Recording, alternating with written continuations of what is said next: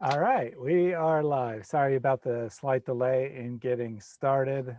The YouTube page was not recognizing the stream from Zoom, so just reloaded the page and it worked fine. So I don't know if there's some congestion or whatnot, but we are live now. So thanks for joining us. Today we're going to be talking a little bit more about Bilal Phillips's Dawa manual. In the previous episodes on this manual, we've kind of looked at just an introduction to what Dawa is. We looked at how Bilal uses or redefines terms to try to get the result he wants, how he constantly throws in irrelevant material unrelated to what he's talking about, apparently just to give this subtle impression that, you know, all Christians are idiots and stuff like that.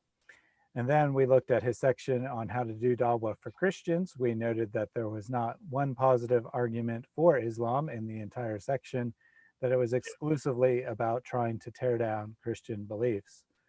And we definitely see this kind of behavior when we talk to Muslims online. So, you know, looking at this manual is kind of giving us a better understanding of the way Muslims think, and hopefully as a result is allowing people to craft their arguments to better reach Muslims. Today we're going to be looking at the final section of the Dawa manual, which is titled Difficult Questions While Doing Dawa. In this section, Bilal is going to look at some of the common things that critics of Islam always bring up, you know, Muhammad marrying a young child, and Islam allowing violence against, or encouraging violence even, against apostates, and other things along those lines. So before we get started, let me just open us in a quick word of prayer. Dear Heavenly Father, we thank you so much for this time together. We thank you for the technology that allows us to connect with fellow Christians as well as unbelievers around the world. Islam has lived in a bubble for most of its 1400-year history, and things are starting to change now. And we just are very thankful that we are alive at a time when we can actually do something to reach Muslims. We know that they are lost people. Most Muslims are very good people by the standards of human beings. So we don't want to hate them. In fact, if we did hate them, we wouldn't be trying to reach them. Instead, what we want to do is reach them, bring them to the truth, bring them out of the depraved religion, bring them out of the following a God who has inferior morals to their own, and ultimately to bring them all to you. So we just ask that you be with us today, that you guide our conversation, and that anyone listening approaches the subject material with an open mind. We ask all this in Jesus' name. Amen. So before we dive into the Dawa manual, I thought we'd give people a few minutes to show up by talking about our last video, which was Make Me a Muslim Day. I sent out an invitation to more than 100 different Muslims who had commented on my channel. I put invitations on various Muslim forums, and we did have a fair number of Muslims show up live. But unfortunately, none of them could even really attempt to formulate an argument for Islam. It's now been up about a week, and we're seeing the same thing in the comments. All we are seeing is anger and attempts to attack Christianity, attempts to change the subject, no arguments for Islam. Lloyd, why don't you tell us a little bit about your engagement in the comment section over the last few days? Yeah, I've been very, very active in the comment section. Those of you who know me probably realized just how active I am in the comments. And one of my favorite comments was from Yusuf yesterday, was, "I don't think with my brain." We screen capped these. These are gems. Yeah, one of the most intriguing discussions that I had during the entire week was with someone called Aiden, who claimed to be a Christian, but something like a Gnostic Christian. And he said that he was looking for the truth and he wanted to despite not being a Christian, despite not believing in the Trinity, not believing that Jesus was entirely divine, he wanted to minister to Christians and save them from sin. He didn't quite define what exactly the sin was. However, he gave away a few clues, and we were able to discern that he is a Muslim convert or revert, and he's actually active, or has been active, with a Dawah team at Speaker's Corner. So he was lying. Then I had another, and after 200 comments, when I started asking him about these very pointed questions, he deleted the entire thread. So, but he immediately tripped my instincts, my alarm, and so yeah, I knew that this guy was not being entirely honest. Then we had Yusuf, and Yusuf claimed to be a Quranist, and this is a very, very common tactic. Yusuf has claimed that 99.9% of all Muslims are not actually Muslims. They're deceived, they're lied to, that every single scholar and every single book outside of the Hanafi manuals apparently are false, are fabricated, that all Muslims are following the wrong religion, and that he can't tell me who is a good Muslim, but he is. That's one person out of 1.4 billion. And so every single reference, every single book, every single thing in Islam is apparently false. And so we've asked him, why don't you tell Islam QA? Because 400 million Muslims a month go to Islam QA for advice.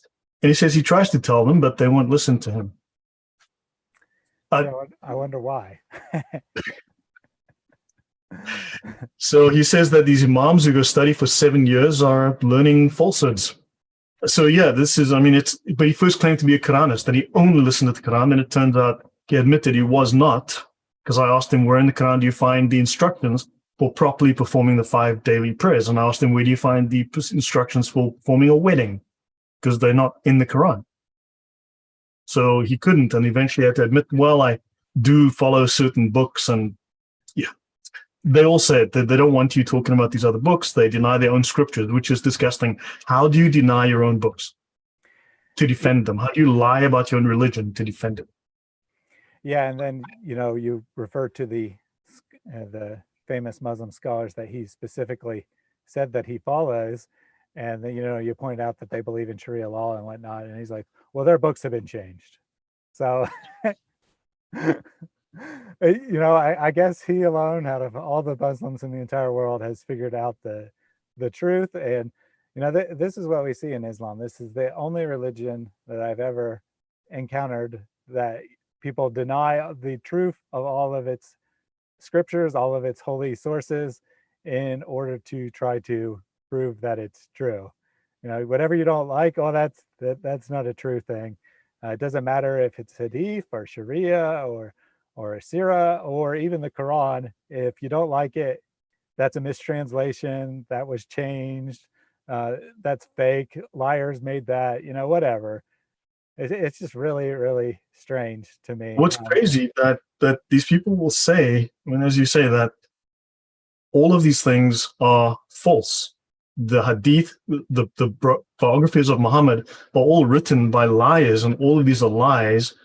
But despite that, the same scholars transmitted the Quran, and yet Islam is true, but 99.9% of its literature is entirely false. And yet they'll say, yeah, well, there's a discrepancy in Mark and Matthew at what time Jesus died by a couple of hours or the day or whatever.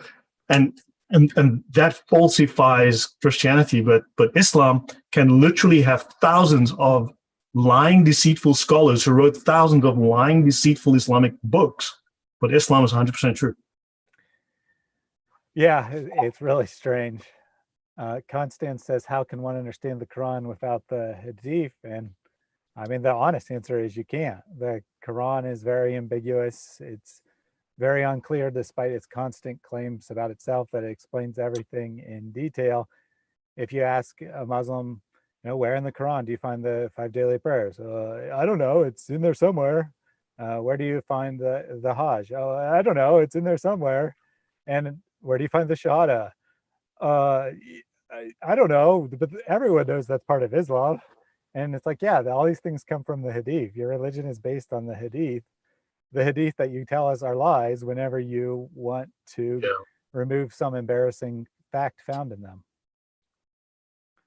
Incredible. I mean, they must be really ashamed and humiliated of the things in Islam that that they read or that they learn about. But they can't believe it's true because they believe Muhammad is really perfect, and they're shocked to find out the things that he actually did and said. Definitely. So should we go ahead and dive into the Dawa manual? I will share my screen as long as that's enabled. Yep, I remember to enable it this time. So as I said, we've been going through Bilal Phillips's Dawa manual. If you didn't catch any of the previous parts, no worries. You're going to recognize today's material from, if you've had any conversations with Muslims, you'll know all about the types of excuses that Bilal gives today. We're looking at this to kind of show that there isn't any better argument than the ones you hear in the comment sections. You know, Bilal is an expert scholar on Islam, and he doesn't really have any better explanations. To his credit, he doesn't try to deny any of these things. He's not one of those people who says, oh, the hadith are fake. Aisha wasn't actually 9, she was 18. How do I know that? Well, I pulled it out of my ass, but it's still true because Islam is true, and I can't believe that Aisha could be 9. So he doesn't deny that she's 9, but he doesn't have any better excuses or reasons than we see in. But also, they won't engage with the content. I mean, I'll tell them, look, Aisha says, according to the finest scholar, the most famous scholar of Islam after Muhammad, which is Al-Ghazali, Aisha says that Muhammad pretended to be a prophet from Allah. And I asked them, so tell me about this. Why would his wife, and why would the greatest scholar in Islam write this, and why would his wife say this? And they will ignore this completely. I mean, I asked them, is she alive? You know, is Muhammad's wife alive? But they will totally ignore this. They simply just shut their eyes and they cannot engage with this. It's dishonest. Okay. There's a comment that my volume was a little low, so hopefully that's better now. That sounded fine to me. So yes, this is the first difficult question that Bilal Phillips brings up. Before we dive into the question itself, I first wanted to point out that I think it's very revealing that he leaves this to the very last section of the book. He had a section of what he called general issues of doing Dawah, where he raised some difficult questions, mostly related to women's rights, but he completely ignored the most pressing issues for Islam. And then he hid it at the very end, kind of like as an appendix almost, long after he's given all this advice of how to attack Christianity and whatnot. And I think that he knows he needed to address these things because some Muslims will know about them, but at the same time, he doesn't want to bring them to the minds of ignorant Muslims who don't already know about them. So he's kind of hiding these at the end. And then, of course, the first issue he dives into is this issue of pedophilia, which is not surprising because he knows that this is easily the most common and most damaging critique of Islam that Christians raise. So as we saw earlier, and we showed in a previous episode, Bilal has redefined pedophilia. And he does that again here in the appendix. He says pedophilia involves adults taking advantage of children by purchasing sexual favors from them. And then he tries to have this distraction about supposed sex tourists coming from the West, which is totally irrelevant. We condemn those things. So he just raises it for no reason. He doesn't think that those things justify Muhammad. He's just trying to distract. So what do you think about him redefining pedophilia here? Well, he's also trying to say that it's okay to marry children because he says they are not seeking marriage. They just want sex, whereas we want marriage and then we'll have sex from these children. That's not taking advantage of children. Yeah, and you know, it's actually very interesting that he says impoverished people willing to give their children away for a few pennies. I've read multiple articles from reputable sources about how it's actually common in places like Egypt and North Africa for sex tourists from the Middle East, primarily Saudi Arabia, to come there and quote unquote marry these girls for a few hours or a week or whatever. And then discard them, and then that poor girl can't get married to anyone else because she's no longer valued because she's not a virgin, and all she can do is then sell herself again. And somehow, because you call it marriage, it becomes fine, but uh, we would call that prostitution, and not just prostitution, but abuse of children. So it's mutta. I mean, being married for 1 to 3 hours or married overnight, so you can have a meaningful overnight relationship in a hotel room with a young girl for a few hours. Disgusting. So then his point number 2 is that the age of consent for women in the West varies from 14 to 18. And he tries to say that these ages are just arbitrary. They're just decided by society. Well, on one sense, they are arbitrary. There's nothing magical about 18 years in one day that's different from 17 years and 364 days. But it also sets a line in the sand that it's unacceptable to cross. In Islam, there is no minimum age for marriage. And he's going to try to say that, that's good, because Islam doesn't just arbitrarily pick an age. Well, we decide based on the age of puberty. We'll see here shortly that that's not actually true. But even if that was true, that you set the minimum age as when a girl first menstruates, a girl who menstruates is not automatically emotionally and physically ready for sex, let alone a loving long-term relationship. So this definition is no better than an arbitrary age, and it's far too young based on normal standards of when a girl matures in modern society. Yeah. But he says here, Islam sets the age of marriage at puberty, and that's something we'll get to in a little bit, because there's an interesting discussion around puberty within the Sharia. And then this is a very common excuse.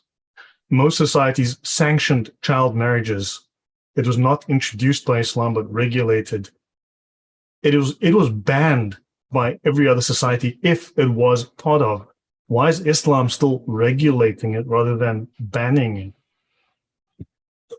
That's a good question. And even if every society on earth allowed child marriage, that wouldn't make it right. I mean, that's just really silly.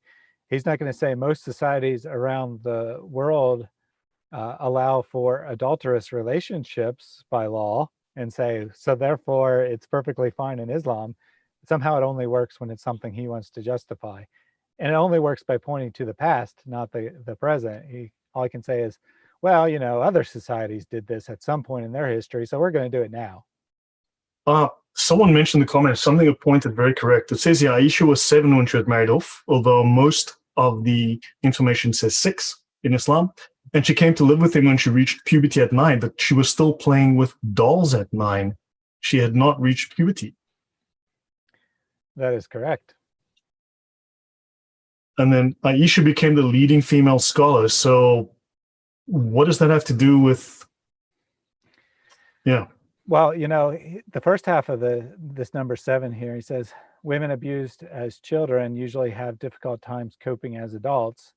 They're often unstable and psychologically handicapped. So it seems like he's going to say, so this is good reason why we shouldn't allow child marriage. But in fact, he's twisting it to try to use it as proof that Aisha wasn't prepubescent. Well, sorry. Yeah. So, problem number 1 often doesn't mean always. And problem number 2, being a scholar of Islam means that Aisha repeated a bunch of hadith, or more accurately, had a bunch of hadith attributed to her. It doesn't mean that she was emotionally stable or that she had an easy time coping as an adult or anything remotely like that. Also, Aisha never had children, and it's known that if children are exposed to young children to vaginal sex at that age, it can actually rupture and destroy the womb. So the fact that she never had children could be because of what happened to her at that age of 9. And also, if she became a leading scholar, right, why did she say in Ihya al-Ulum by Al-Ghazali that Muhammad only pretended to be a prophet from Allah? Good question. Yeah, she's a leading scholar, but when she says something like that, somehow it's weak. Yeah. So this is from the Sharia. This is from the Umdat al-Salik, also known as the Reliance of the Traveler. And it actually specifically defines the age of puberty in section K 13.8. It says puberty applies to a person after the first wet dream. Okay?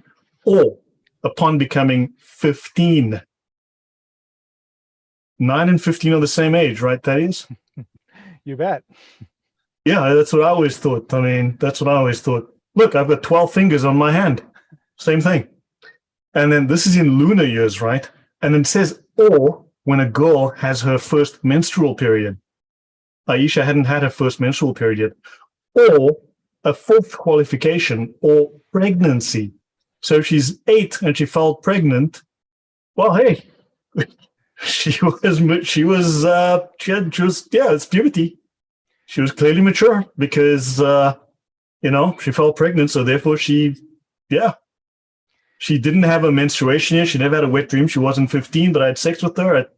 You picked the age and she had a baby. So whatever. Yeah, she was. What do you think of that, Thaddeus? I think that's just immoral. Well, yeah, I mean, the clear thing, well, I mean, there's a lot that could be said here, but one thing that we should note is that this implicitly means that you can start having sex with her before she reaches puberty, or she couldn't be getting pregnant and thus reaching puberty at that time. So I mean, but to justify someone having sex with a young girl who meets none of these qualifications that they provide, if she falls pregnant, then they can say, well, she was mature, obviously. But what if she doesn't fall pregnant? Then you just keep trying until she does, and then you go, yeah, see, on the 18th try, she fell pregnant. She was clearly mature. I guess, I don't know. I mean, this is just horrific. So yeah, so if Muslims want to tell you about pregnancy, ask them to define where is puberty defined. And well, here it is: wet dream, or 15, or menstruation. But yeah, I don't think that meets Western standards or even medical standards of what proper adulthood is. Yeah, and if we're going just from a medical definition, the start of puberty is the start of adolescence. The end of puberty is when you become an adult from a medical standpoint. Yeah, we're only legally adult at 18, and in fact, your proper adult only becomes a proper adult at about 25. That's when the brain finally forms. So, yeah.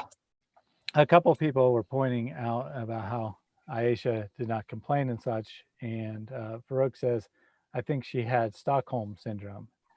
And that's a definite possibility that she was basically put in a situation where she had absolutely no choice but to obey Muhammad, and over time she developed a fondness for him because she was in a situation where that was the only coping mechanism she had available to her. Right. So next. Yeah, so this next difficult to explain fact is that beating your wife is permitted in Islam. And unlike most Muslims we see in the YouTube comments and whatnot, he does not try to deny this. He says flat out, Islamic law permits hitting wives. So kudos to him for being frank about what Islamic law what Islamic law allows. But then he's going to try to justify this. Point number one is that domestic violence is not unique to Muslim societies, which is quite true. However, he claims that in the West, the rate of domestic violence is higher, even though it's illegal for husbands to hit their wives. Ironically, this is going to contradict something he says later on about hand chopping, But for now, what do you think of this claim that domestic violence is not common in Muslim societies? Well, if it's legal in Islamic societies, why would they report it? Good point. Then it's acceptable. There's acceptable levels of violence, clearly.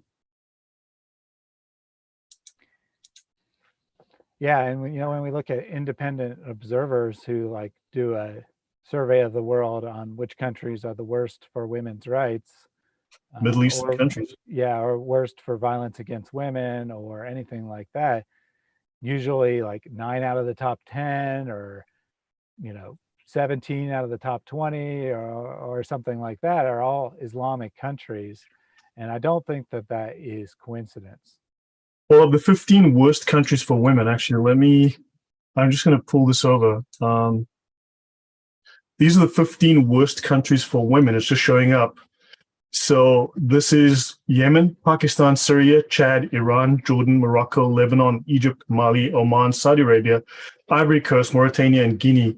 And they're every single one an Islamic country or Islamic majority country. So there you go, 15 out of the top 15 according to this particular survey. Yeah, that really doesn't help their case.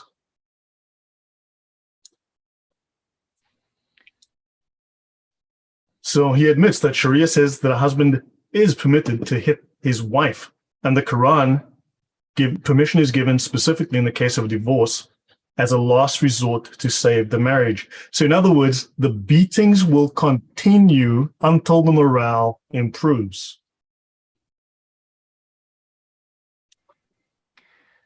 Yeah, and he's kind of just making this up here. The Quran says nothing about divorce anyway. It just says if you fear disobedience, they don't even have to be disobedient. You just have to fear that they're going to be.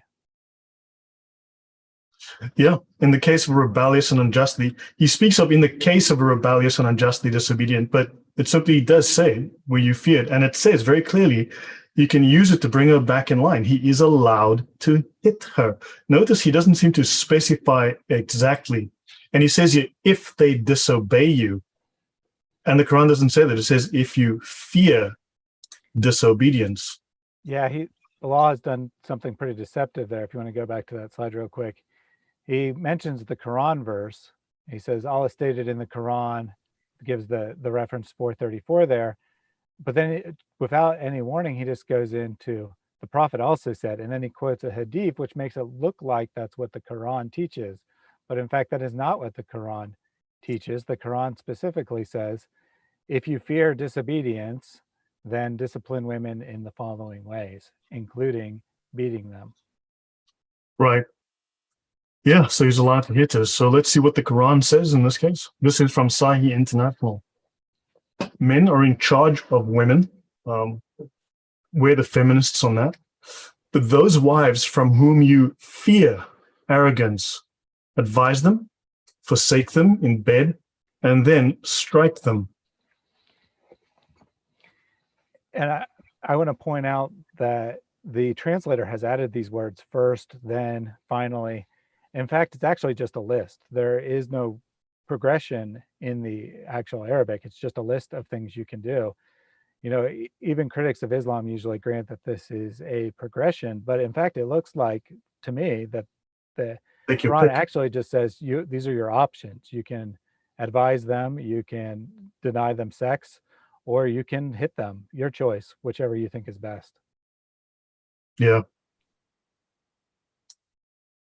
And then, so I've got 10 slides here, which I'll try not to spend too much time on, but these are authentic references from Islamic Sharia and other sources which discuss Muhammad's and his companions' treatment of women, including Aisha, his child bride.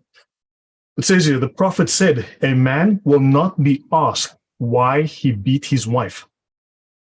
Do you think that's clear as mud, Thaddeus? Yeah. So if you beat your wife, no one's going to ask. So a man will not be asked. This is what the Prophet Muhammad said.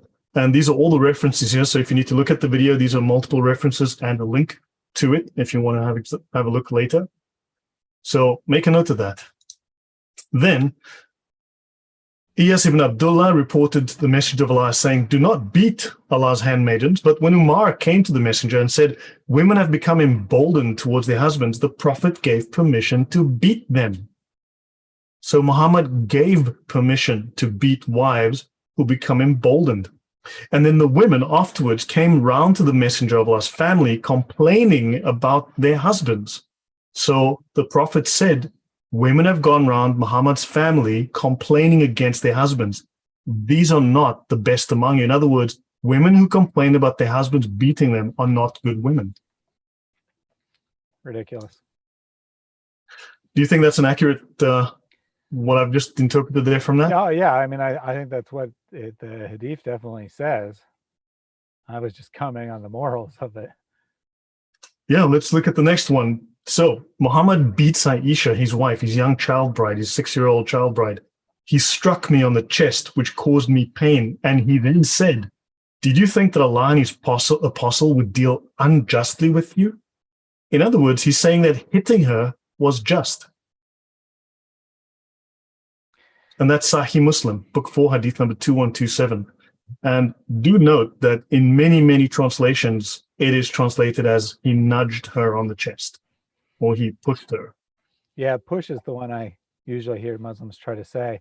And, you know, whatever this action was, whether it was, you know, 2 hands shove or if it was a 1-hand slap or whatnot, the point is that it caused her pain. A nudge does not cause someone pain. Yeah. But he called it just. He said that it was just. So next, in At-Tabari, volume 9, page 113, Allah permits you shut them in separate rooms and to beat them. And he says, treat women well, for they are like domestic animals. Allah has made the enjoyment of their bodies lawful. Women are for sex, obviously. Yeah, and he's saying, you know, he does say, but don't treat them too severely, just like you wouldn't treat your cattle too severely. You don't want to beat your animals, then that'll reduce their usefulness and their value. Same with your wives. You don't want to beat them too severely. That might cause them to be physically unable to give you the enjoyment of their bodies. So, you know, be careful. This is the enlightened women's rights of Islam. Yeah, true. True. So it says beat them. Let's continue.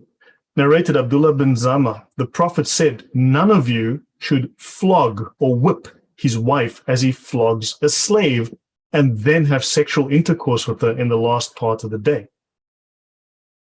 So do not flog your wife. Do not whip your wife the way you would whip a slave and then still demand sex from her at night. Yeah, very, very merciful. You know, the day that you beat your wife as if she was a slave, that day she's off the hook. It's funny because, you know, Muslims might quote that first half of that verse and pretend like that's the end of it. Do not flog your wife as you flog a slave. Well, even if they probably won't even do that very often, because that admits that slavery is permissible and that you can abuse your slave as much as you like. But your wife has that very slightly higher rights that when you do flog her, you got to let her off for the night. At least your slave is spared having sex after you've beaten them with a whip. Like, yeah, that's great. And this is Sahih Bukhari. That's a Sahih Bukhari reference. Just so that you know, it's volume 7, book 62, hadith 132. Here you can see the original. Let's continue. Allah's messenger was asked about an unmarried slave girl who committed illegal sexual intercourse. They heard him saying, flog her. And if she commits illegal sexual intercourse after that, flog her again. And on the 3rd or 4th offense, sell her. Just thought I'd put that there for reference. Little fun fact. So Muhammad allowed flogging of women and slave women for that matter. And in fact, if you read some of the other versions or variants of this particular hadith, you can sell her for as little as the cost of, I don't know, you said something like a comb for your hair. So you can sell her extremely cheaply. Now we go to the, this is the Minhaj at Taliban, right? Taliban, in this chapter called Disobedience of Wives. It's page 318. At the first indication of disobedience to marital authority, a wife should be exhorted by a husband without his immediately breaking off relations with her.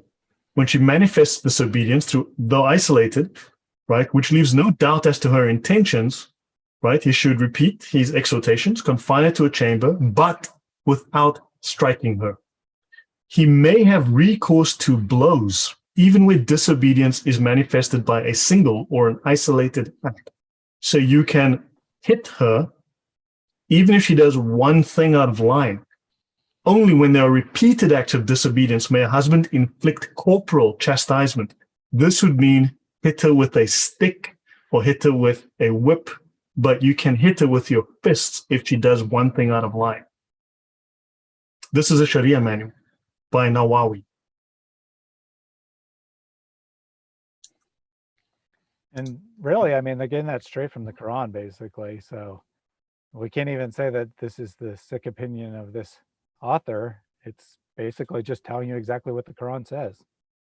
Yeah, I mean, this is an authoritative Sharia manual. This is from one of the top scholars of Islam. Now let's look at the reliance of the traveler. Section M, 10.12, dealing with rebellious wife. When a husband notices signs of rebelliousness, right, he may hit her, right? So you should keep from her without keeping from her or hitting her, for it may be that she has an excuse, right? So don't just immediately reach out and hit her, right? But you must tell her, obeying me is religiously obligatory. You have to obey me. It is obligatory religiously that you obey me, right? If she commits rebelliousness, he keeps from sleeping with her and having sex with her without words, and he may hit her, right? He may hit her whether she's rebellious only once. So on the very first occasion, he can hit her, or whether more than once, though a weaker opinion holds that he may not hit her unless there is repeated rebelliousness. So the weaker opinion says that she needs to do it many times. The stronger authoritative opinion says, if she steps out of line, beat her. Yep, this is how you have mercy in Islam. You have the option to not hit her the first time. Yeah, this is the most authoritative, most famous Sharia manual in the world. Let's have a look. If it is permissible, so it is permissible for him to hit her if he believes that hitting her will bring her back to the right path. Well, there you go. All he needs to do is believe that it will work. You know, I'm sure that every committer of domestic violence in history has thought that beating their girlfriend or wife would cause her to start obeying. So according to Islam, that is perfectly legitimate behavior.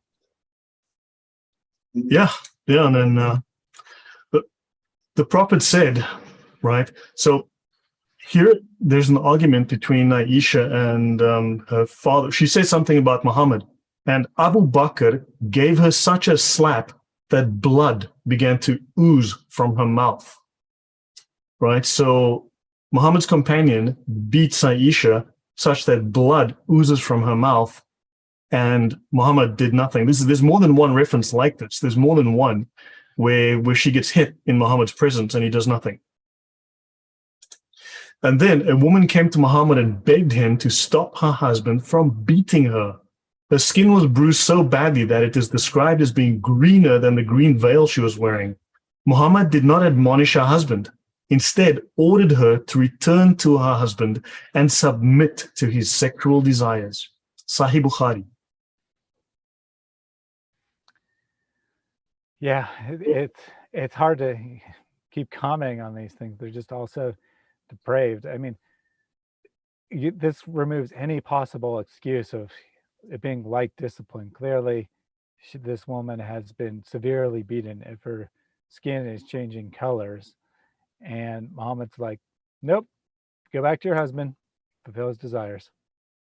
Yeah, clearly. And so that I just thought I don't know how these Muslims excuse it. They say, no, there's no such thing, but Bilal Phillips is saying it. Then they'll say, well, he's a liar. okay, so he's lying to thousands, maybe millions of Muslims. I mean, yeah, but that's okay because you're wrong. You lying Thaddeus and Lloyd. Yeah. Next one, chopping off Yeah, heads and hands. we read Sahih Bukhari and we're liars. A mom tells them that nope, Islam doesn't permit that, gives no source whatsoever. They want to believe it, so that must be true. Before we go on to another issue, there was a couple comments in the chat on women's rights. Tatunin asks, how can women in Islam get a divorce? I heard bad sex or impotency is a good enough reason, or violence against her, but is this also lies? So do you know the precise rules for when a woman is allowed to ask for a divorce? I've read them, but it's not something I come across very often, so I cannot remember entirely. There is one circumstance where a woman can request for a divorce. I think that is if she's getting no sex from her husband. She can then file for and receive a divorce. And there may be another circumstance, but generally speaking, she's entirely at a disadvantage legally. I'd have to look at the actual references. I don't want to speak from memory and be wrong. So yeah, it is defined. The Hadaya goes into some length, and there are others as well. There are specific Sharia manuals dealing with that subject. But yeah, only if she's not getting sex, I think, for no reason, that no fault of her own, can she then do so. Yeah, and we have to keep in mind that whatever the specified reasons are, the woman is going to have a really hard time proving those to a court if the husband tries to say they're not true, because how is she going to have 2 or 4 witnesses to testify that her husband is impotent, for example? I mean, he says he's not. It's her word against his, and who do you think they're going to believe? Yeah, she is. So, Goat Ate the Quran says, strangely, some women and girls in the West convert to Islam. I wonder why. And, that's really sad. And it's true that we do see people sometimes, females sometimes converting to Islam. It's often because they want to be with a specific man who happens to already be a Muslim. But I would say that the primary reason why they aren't repulsed by any of these teachings that we just looked at is because, well, they don't know they exist. There's not a lot of honesty about what Islam teaches in the West. Do you have anything to add to that? I think that's fine. Also, we have a lot of slides. I don't want to spend too much time on any given one. There's a lot to get through. But no, I think that's fine. We did have a super chat from Hindu historian. It just says hi, but thank you very much for your support. We really appreciate Great to have you on. Thank you for coming to the show. Yeah. Then there was a number of comments about how women are treated in Islam. They're kind of treated like cows. They're subject to mental and physical abuse, treated as a punching bag. This is revolting, and so forth. And we certainly agree with all of that.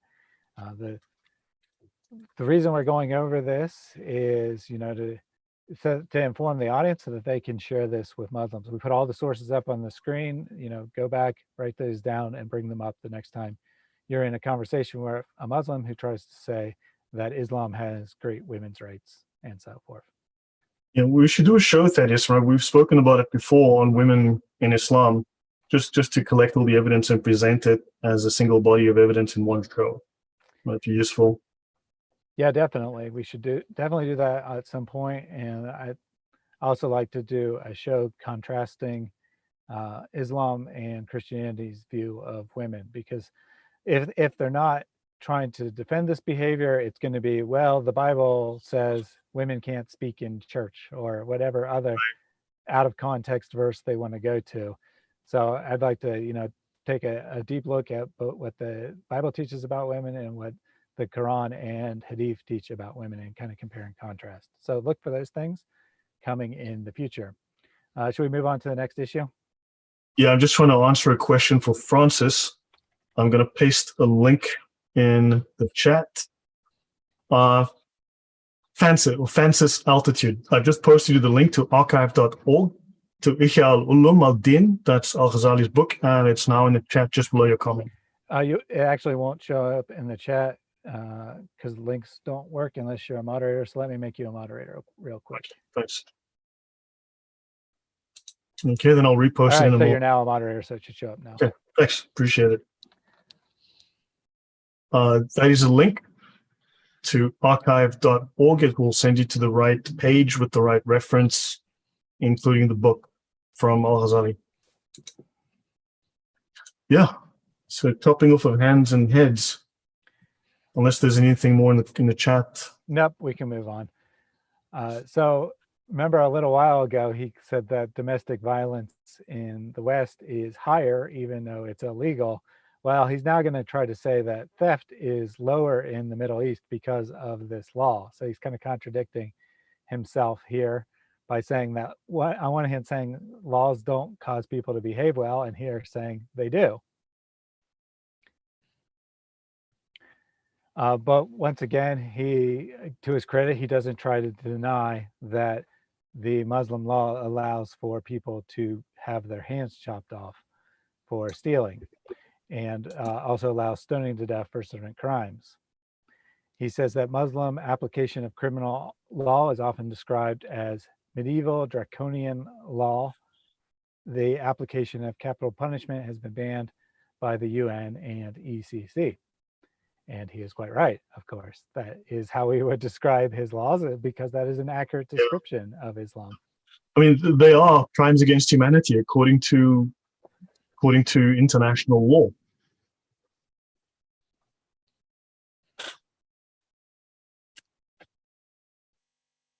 And why do they persist in following a system that is literally revealed as a crime, legally a crime against humanity? Cruel and unusual punishment. And of course, the reason is because the all-wise, all-merciful God, Allah, revealed these things in his sacred text. That is why they will support them, even though common sense tells us that they are inhumane. Yeah, I find it odd that when they speak of the Sunnah, they only refer to the Hadith and always ignore the Sirah, because the Sunnah refers to both. Mm-hmm. The example of Muhammad is found, and in fact, the Hadith don't contain dating. The Hadith don't contain any references to dates. There's no chronology. So the Sirah is needed to place it within a chronological context. So why do they always ignore the Sirah, which is actually critical to Islam? Mm-hmm. So we see here that punishments described by God in a revealed text of the Quran. There are 6 serious offenses, which are drinking alcohol, theft, armed robbery, illicit sex, which he seems to define as homosexuality, pedophilia, or bestiality. I think would usually include any form of adultery or extramarital sex. Sexual slander and apostasy are the 6 serious crimes. He said also, that, well, go ahead. No, Islam also prioritizes punishment. It doesn't discuss rehabilitation. It really speaks of punishment and threats of punishment as the main way it deals with this. Yes, absolutely. And he's actually, I don't know if we put that in the slide or not, but he actually kind of made fun of the idea of rehabilitation in his Dawah manual. We're not covering every single point. We're just kind of hitting on the highlights, but he did make fun of the idea that you could rehabilitate a criminal, which is pretty interesting, that he thinks that that's impossible. Yeah, and you cannot lighten the punishment. Crazy. You have to do exactly what Allah said, and I'll get more into that a little bit later. Cannot be pardoned. Wow. Yep. No mercy, no looking at circumstances, nothing. It's just, you did something that Allah doesn't like, you're going to get the punishment Allah prescribes.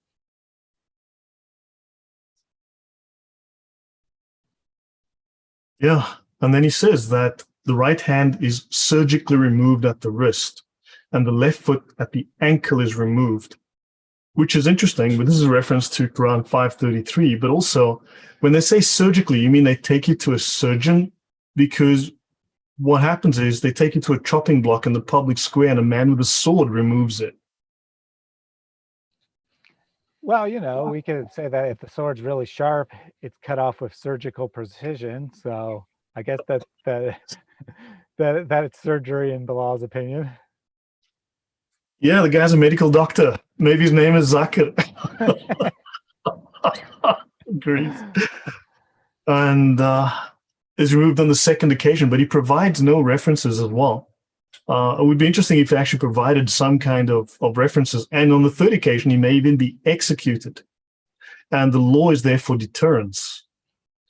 So yeah, no rehabilitation, just deterrence using violence.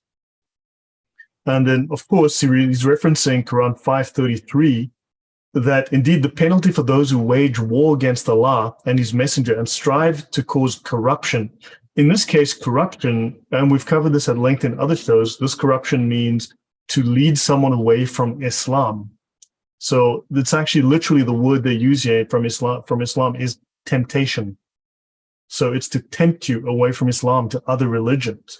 And in terms of waging war, what they mean here is to not practice Islam, but to go against Allah and to want to have another religion, is that they be killed or crucified, or that their hands and feet be cut off from opposite sides. So this is taken from the Quran, but it's specified. He refers to it here.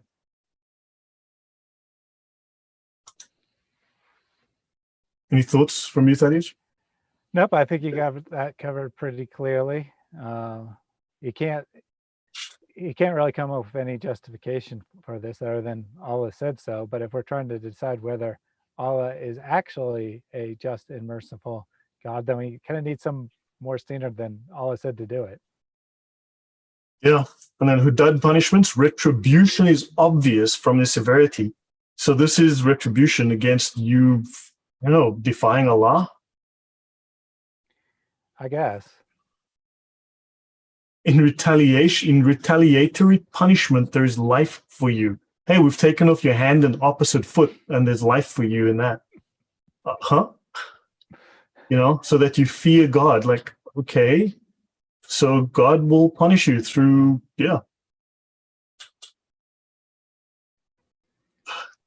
And he tries to quote the scholar Goodhart said in 1953, retribution and punishment is an expression of the community's disapproval of crime. And if this retribution is not given recognition, then the disapproval may also disappear. In other words, if you don't cruelly, unjustly torture people, then people may start approving of crime. And he calls it here vengeance. So they don't do rehabilitation, they do vengeance in Islam. Yeah, and he says that just because you're seeking vengeance doesn't make it cruel and unusual punishment. In fact, it makes the punishment intelligible. So, putting someone in jail, separating them from the people that they might harm, that's unintelligible. But chopping off someone's hand, that really makes the punishment real, apparently. Yeah, crazy stuff. So I went to the Sharia, right? Now, again, we go back to the reliance of the traveler. And it says in section 014, section O is the book of justice, and it says the penalty for theft. A person's right hand is amputated, whether he is a Muslim, a non-Muslim subject of the Islamic State, in other words, a dhimmi, or someone who has left Islam. So whether you're a Muslim or non-Muslim, they will chop off your hand. Right. Now, in this particular manual, it says if you steal at least a quarter of a dinar, which is 1.058 grams of gold or goods worth that much, then you may have your hand chopped off. Now, a dinar today, we don't have, so they go on to discuss dirhams, right? Dinars. So apparently 12 dirhams make one dinar, right? 12 dirhams make one dinar. 12 dirhams is in today's value $3.27 as of today. So if you steal $3, according to this manual, Well, anyway, there's different opinions, different scholarly opinions on this, right? According to other scholarly sources, now it depends which manual you check. So for $3.27, 1 dinar, they can chop off your hand and your foot. 1.058 ounces of gold as of 2 hours ago is $69.24. So it depends really on which Sharia manual they are trained in and which one they are using in your given geographical area or what judge you have. Yeah, I don't know if it's on one of the later slides, but Bilal gives his own definition of exceptions, and his number, when I put that into a currency conversion, came to $2.74. So Yeah, we can see that the value of a hand is worth somewhere between $2.74 and $69.24. and don't forget, gold is at an all-time high today. It's its highest point in history yesterday. So yeah, if gold falls, it's going to be half that value. So, Grief, this is insane. And now we go to the Hedaya. This is the most complete, the most thorough of the fifth manual, the Sharia manuals. It's 2,652 pages. Now, I have not read every single one, but I've read several hundred of these in sections that interest me. And they speak here, starting on page 82, they speak of thefts which require amputation, and it goes up to page 126. Right? So here you can get over 40 pages of information about cutting off people's hands. In this case, from page 82 to 98, you've got 16 pages of slicing off of people's hands. Of course, it goes into 107 on the manner of cutting off of the limb. So yeah, you got 40 something pages of slicing off limbs in the Sharia. Right, let's continue. So they speak here of concerning the amount of the value, there are various opinions. Okay, the argument of Malik and Shafi, and these are the founders of the Shafi and Maliki school of jurisprudence, right, of fiqh in Islam, is that in the time of the Prophet, amputation was inflicted for the theft of any article of the value of a shield. Now, the lowest value of a shield is 3 dirhams. So 3 dirhams is less than $1. It's 80 US cents. Okay. So yeah. So in other words, you could steal 80 US cents worth of goods and have a limb amputated. Does that? Yeah. So there we go. Different number, Thaddeus. yep. So, there's some variation on the exact minimum dollar of property, but even if we go with the highest value with gold at an all-time high, it's like $70. That's like not even remotely a serious crime in any reasonable society, in my opinion. In the United States, felony theft is something like $2,000 minimum or something. Anything less than that is a misdemeanor. There's still a penalty, but it's much less severe than jail time. Uh, I know that in my particular state, when I last worked at a retail store, I know this because the security guards told us in the introduction that if you're caught shoplifting, the penalty is like 3 times the value of the goods, or a minimum of $300. So you steal a candy bar worth $1, that's a $300 fine. You steal, something worth 100, or let's say $200, it's a $600 fine. But as long as you're not reaching that felony level, it's just a fine. And of course, it goes on your record, and if you continue to steal, then the penalties get more severe. But the point here is that Islam has no differentiation. You steal something worth $5, you steal something worth $50,000, it's exactly the same crime, which is kind of defying common sense. Our friend, Yeah. inspired by Sheikh Ahmed Didat, is in the chat today. He said, "This is our opinions." Well, first he says, yes, that's the punishment, thumbs up. So he's approving of hand chopping. And then you're right, he did say that that's just your opinion. You can't prove that Islam is false. So I want you to put in the chat that you agree with Islam, that it's completely just for chopping off someone's hand for stealing something that costs $3. And I want you to say those exact words, or else you are just giving us your opinion and not supporting what Sharia law actually states. You can't, your opinion can't disprove Islam, just so you know. I can see a lot, only give your opinions. We're reading from your top Sharia manuals from your best scholars, but yeah, it's our opinions. That is insane. This guy is like lost, seriously lost. I'm not ashamed of the Islamic law, so I have nothing to apologize for. So Didat, so you are going to happily beat your wife because Sharia law allows it, Allah allows it, and Muhammad beat his wife.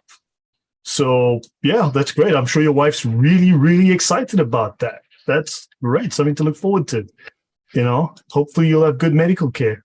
All right. So he did say, if that's the law, presumably referring to my $3 comment, then I totally agree. So there you go. He doesn't want to use his own brain to decide whether something's just or not.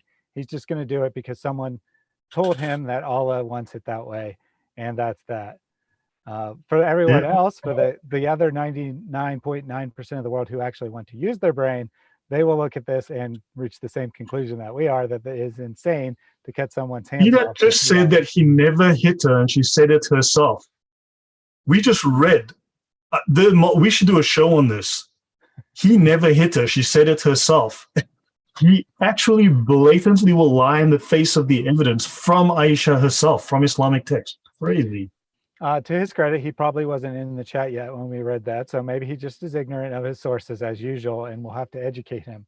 And then tomorrow he'll come back and be like, of course you're allowed to beat your wife in Islam. I know that, and I support it 100%. Yeah. Aisha was beaten so that blood came out of her mouth. And like, yeah, inspirational. So basically they speak of there's no amputation for less than a dinar or less than 10 dirhams, which is roughly $3.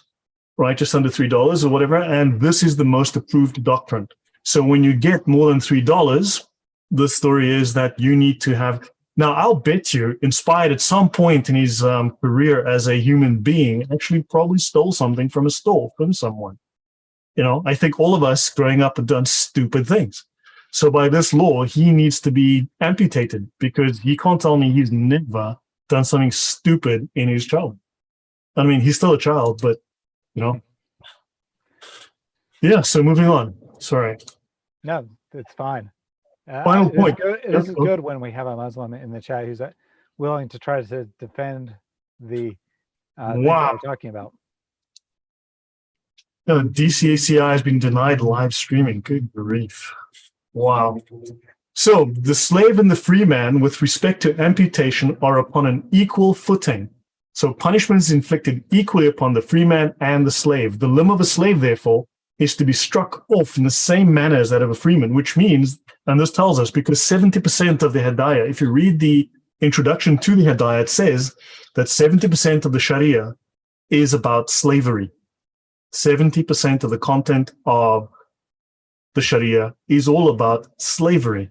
So slavery is still legal in Islam. And Inspired, how many slaves will you own once the caliphate is formed? You're planning to, how many slaves are you going to have? How many women sex slaves are you going to have? And it says here, it would appear that the value of the dirham is from 8 pennies to 9 pence sterling. So we no longer have pounds sterling, right? But upon this calculation, the value of the theft to induce amputation must be at least 6 and 8 pence sterling, right? Mm-hmm. So now here we're talking about less than $1.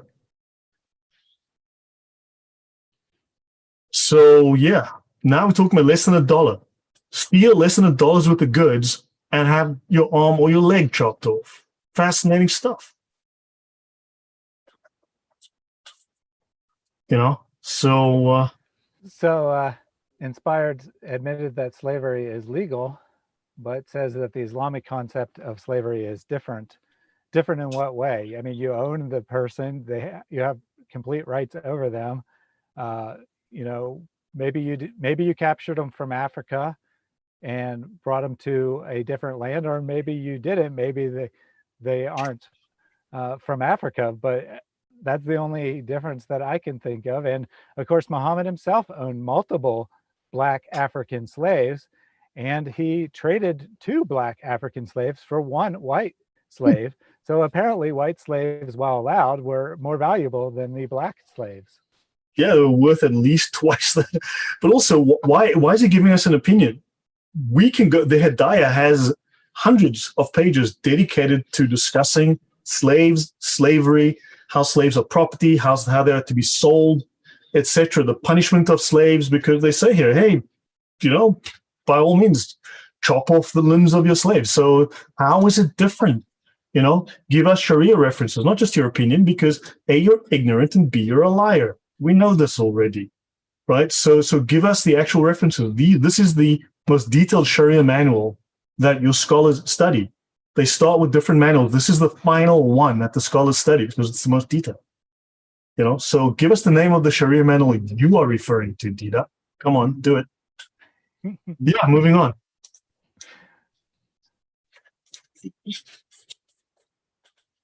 I'll let you go with the start of this again. Yep. The slide hasn't popped up yet on my end. Oh, okay. So okay, there. Okay, it has now. Sometimes there's a delay, sometimes it's instant. I don't know why. Anyway, so the next thing that he wants to talk about is Muslims' opinion about personal freedoms, including sexual freedoms. So he says, adultery and fornication have been decriminalized in the West due to the rapidly changing moral standards. Well, first of all, that is kind of irrelevant. It doesn't really matter what the Western opinion is. We're talking about what's right here. As usual, he wants to distract by the West. And second of all, it's not really true. I know of very few, if any, countries that had laws against adultery, at least that have severe punishments. There might be a law such that if someone commits adultery, then their spouse is allowed to divorce them, which is in some sense a law against adultery. But I don't recall any Western country or otherwise ever having a law that if someone was caught in adultery, they were stoned to death. So then he tries to give some excuses, saying that laws are based on morality, and that the Western principle of morality has changed, so that's why the laws are changing. However, it's different in Islam apparently, because Islam holds that adultery and fornication are crimes against society when they become public knowledge. And how did they become public knowledge exactly? Oh, right, because the state is spying on everything you do. And then he goes on to say that, it's really not that bad because proof of guilt is limited to a few conditions: pregnancy, confession, or the testimony of 4 adult Muslim eyewitnesses to the act. So basically, in practicality, no one's going to be coming to confess. You're probably not going to be having sex in front of 4 other adults. So basically, it's limited to pregnancy. In other words, only women can be convicted of these crimes. And it actually doesn't matter whether it was consensual sex at all. If a woman is found pregnant and she's not married, then she's in big trouble, because that is apparently proof of guilt that she committed adultery or fornication.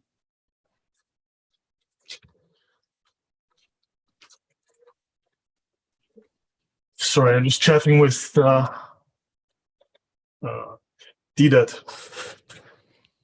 Yeah, I see also, that. something, the issue with the testimony of 4 adult Muslim eyewitnesses, when I lived in Dubai, for instance, there was a case where a woman went to the police. I mean, there are multiple cases like this. There are numerous, but a tourist was raped by someone at a hotel, and she went to the police. And of course, because she couldn't provide 4 eyewitnesses to support the contention that she was raped, because there was proof that she had sex, because they did a swab to determine that she had DNA evidence inside of her, and of course, she went to jail. So this is not an uncommon, this is a very common thing. So this is insane. I mean, how do you prove your innocence? How do you prove that you were raped? And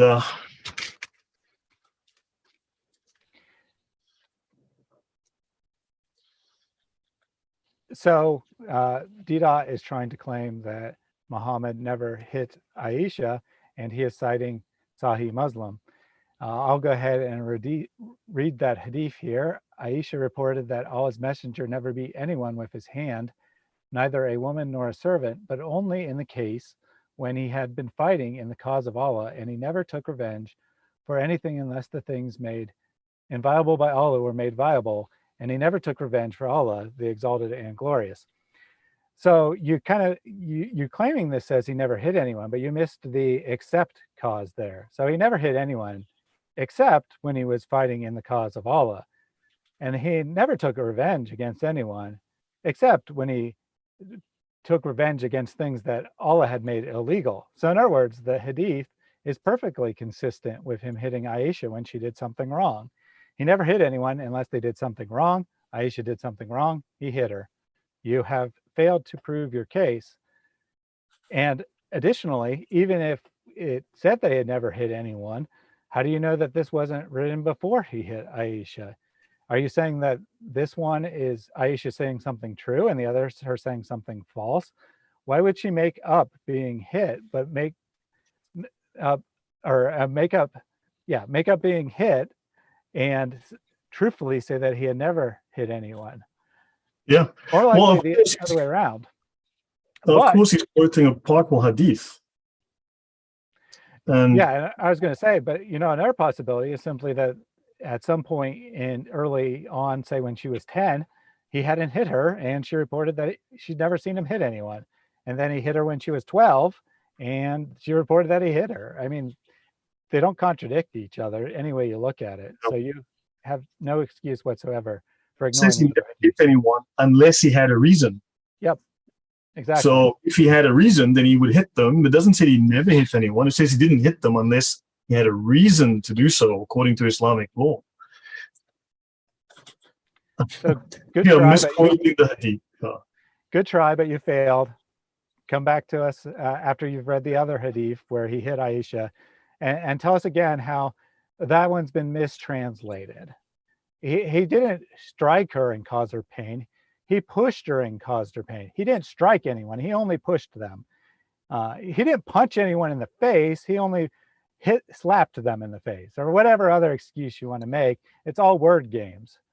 He clearly did something that we would consider abuse to Aisha. And he says that it's all about fighting and warfare, but he talks about here, there's revenge. He never took revenge for anything unless the things were made inviolable by Allah, were made violable. And also don't forget that the punishment, the had punishments, the hudud that they speak of, are considered revenge. So punishment in Islam is considered revenge. So yeah, Muhammad did take revenge. And now Inspired is claiming that I misquoted the hadith. Well, if that's the case, then you need to contact sunnah.com because all I did is read it word for word there. So apparently sunnah.com is lying to all the Muslims in the world about what this hadith says. And you alone know it says something else. It's just his opinion. But moving on. So besides, why is Bilal Phillips saying that, yes, in Islam, you are allowed to hit your wife? Bilal Phillips openly says it. So obviously Inspired, he outranks Bilal Phillips. He's clearly a greater scholar than one of Islam's top scholars, Bilal. But so Bilal obviously is lying to how many millions of Muslims? Why aren't you talking to Bilal? Is, Inspired? Why aren't you telling Sunnah.com? Why aren't you telling Islam QA that they're lying to 400 million Muslims a month? This is scary. You have the truth. You have the answer. You need to go and tell them. But yeah, so the goal of such punishments is the protection of the family structure, right? And in fact, once adultery and fornication became decriminalized in the 60s, wife-swapping parties and orgies became countrywide rages. Since that period, such practices have entered mainstream behavior at parties and no longer cause any surprise. So apparently, I've never been to such a party. I'd love to know how often these things are supposed to be happening because, but this is the opinion of Bilal Phillips. Yeah, he does this a lot. He has these really bizarre and grotesque pictures of the West. We saw it in a previous one where he claimed that he went to a church, didn't know what they taught, and it turned out to be a gay organization, which he brought up that story for apparently no reason other than to give the subtle impression that there are gay Christian churches out there. This time he's saying, well, there's wife swapping parties and orgies going on all around the country. Everyone does these things in the West. And it's like, no, you're just making stuff up. He says that the Bible specifically allows cutting off your wife's arm. But the Bible is a legal book that I wasn't aware of that. But yeah, fine. Yeah, so Bilal makes lots of these slanderous statements. But notice that, of course, we have from At-Tabari in the Last Years of the Prophet, volume 9, page 139, in terms of, it does tell us that Muhammad, the Prophet, is a womanizer. So just out of interest. So this woman gives herself in marriage to Muhammad, and then when she tells people that he had married her, her family says, "What a bad thing you have done. You are a self-respecting woman, but the Prophet is a womanizer. Get an annulment." She went back and asked him to revoke the marriage, and he complied. So this is Muhammad's view of women. This is what people thought of Muhammad and women, that he was a womanizer. So if Muhammad is a womanizer, how is there this idea of Islam is entirely, just you got to comport yourself with women and so on, but he was a womanizer. He is the example for all Muslims. And it says here, Muhammad's a womanizer.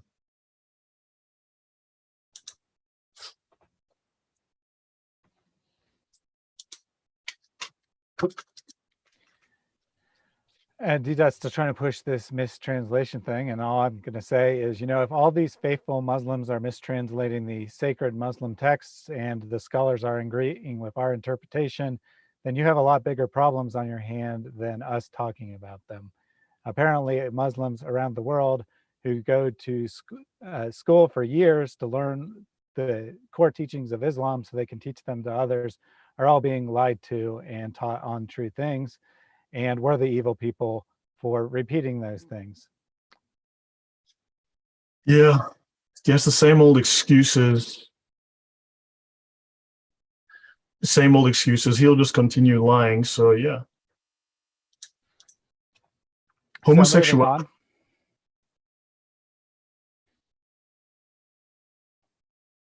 Yeah, so the next is homosexuality. And this includes lesbianism, of course, and any kind of sexual deviance as Islam defines it. So he doesn't have a lot to say of interest to say on this issue. Fundamentally, we agree that homosexual acts are wrong, but then his excuses or attempts to justify are in a couple cases pretty bizarre. His fourth point here, it should be noted that Islam in its final form did not introduce anti-gay legislature to the world. Once again, what does he care if it existed before or not? If it's right, it's right. If it's wrong, it's wrong. What other societies did is totally irrelevant. And then he says that the texts of the Torah are replete with clear condemnation of such practices. That is correct. However, I do not recall any Christian or a Jewish country that decided that we should throw homosexuals off the top of the tallest building just because of these acts. And then on his sixth point here, he says that Islam considers homosexuality to be the result of a choice. It is inconceivable that God made people homosexuals, then declared it a crime. That's very interesting because, let's apply that logic to women. It's inconceivable that God created people women and then gave them less rights just because they are women. Exact same logic, somehow that doesn't seem to work. And it's also funny that, Islam considers homosexuality to be the result of the choice. I mean, who cares what the actual medical and scientific evidence says? Islam considers it that way, so it must be true. We don't need to look at any evidence. That's just the way it must be. But then building on this idea, he goes into some really, he kind of almost contradicts himself because he says, that God wouldn't have done this so clearly it's people's free choice. But then he says, well, humans can have inclinations from all kinds of natural and non-natural things. And these inclinations may come from jinn or media or human whispering or direct contact. So in the end, he's kind of saying, maybe they really don't have a choice. Maybe people really are inclined towards homosexual acts, but it's not Allah's fault. It's those jinn that apparently are more powerful than Allah. Yeah, yeah.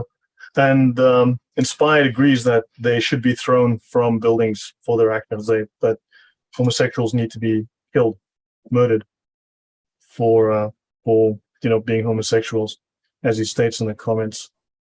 Yeah, and that, well, he doesn't have a lot of a choice. That's what Islam teaches, and he just wants to hear and obey whatever Islam teaches. So if it said that whatever nationality he happens to be, if everyone born of that nationality had to be killed, he'd say, yep, I agree. That's what Islam teaches. I'm not allowed to think for myself. Islam doesn't allow me to think, so I just got to support it. Yeah. And yeah, and then go ahead. I was going to read that. So Islam instructs parents to separate their children in their beds by the age of 10 in order to avoid sexual experiences which may result from childhood experimentation. And these experiences may be reinforced in contact in school and through abuse from adults. Also, the distinction between male and female.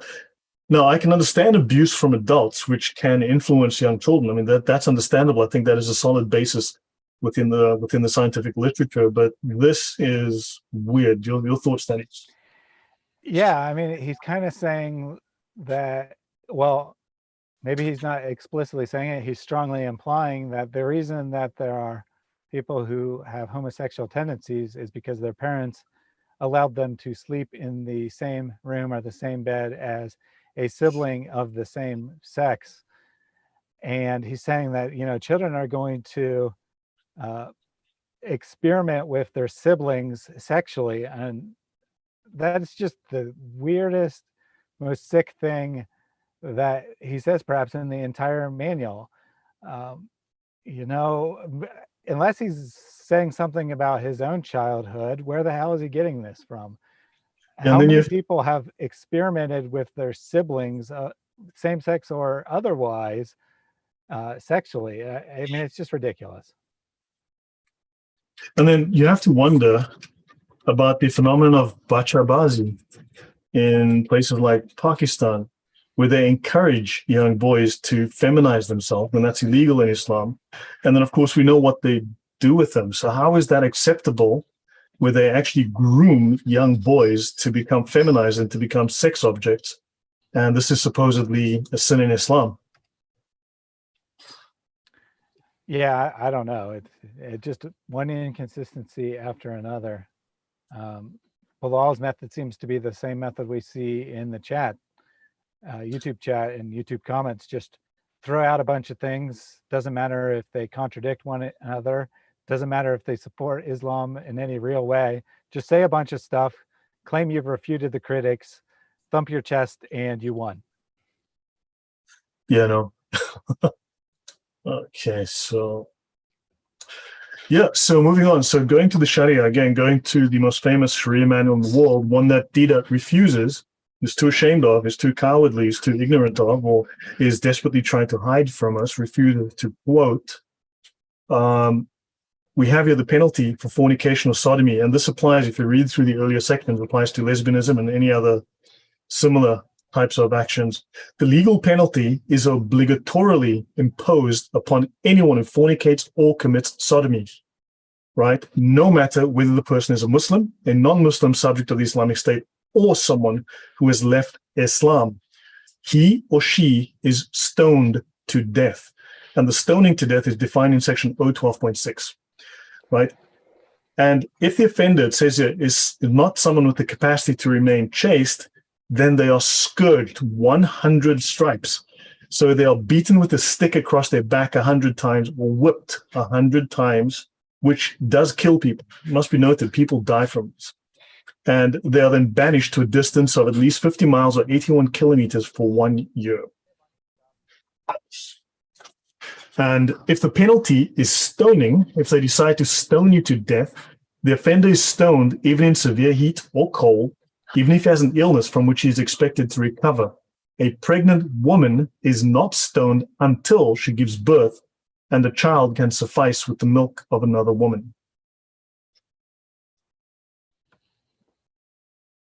Well, there you go. Thoughts on that? Yeah, it's I mean, it's pretty black and white here. The Bilal kind of dances around the issue, inspired by D. Dot's not trying to dance around the issue.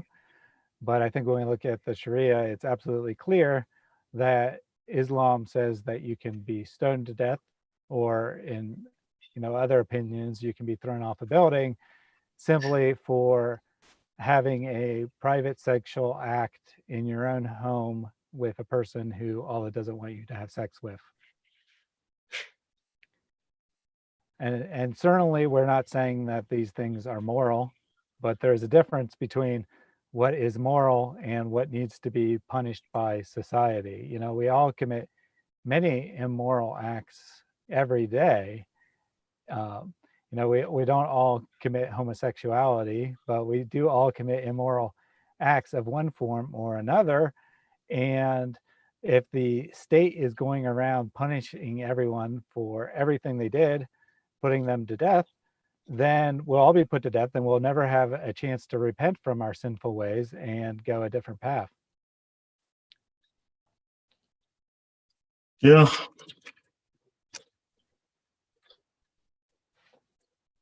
Yeah, this is horrific. I mean, this is just horrific. Beating, whipping, stoning, amputating, crimes against humanity, incredible punishments.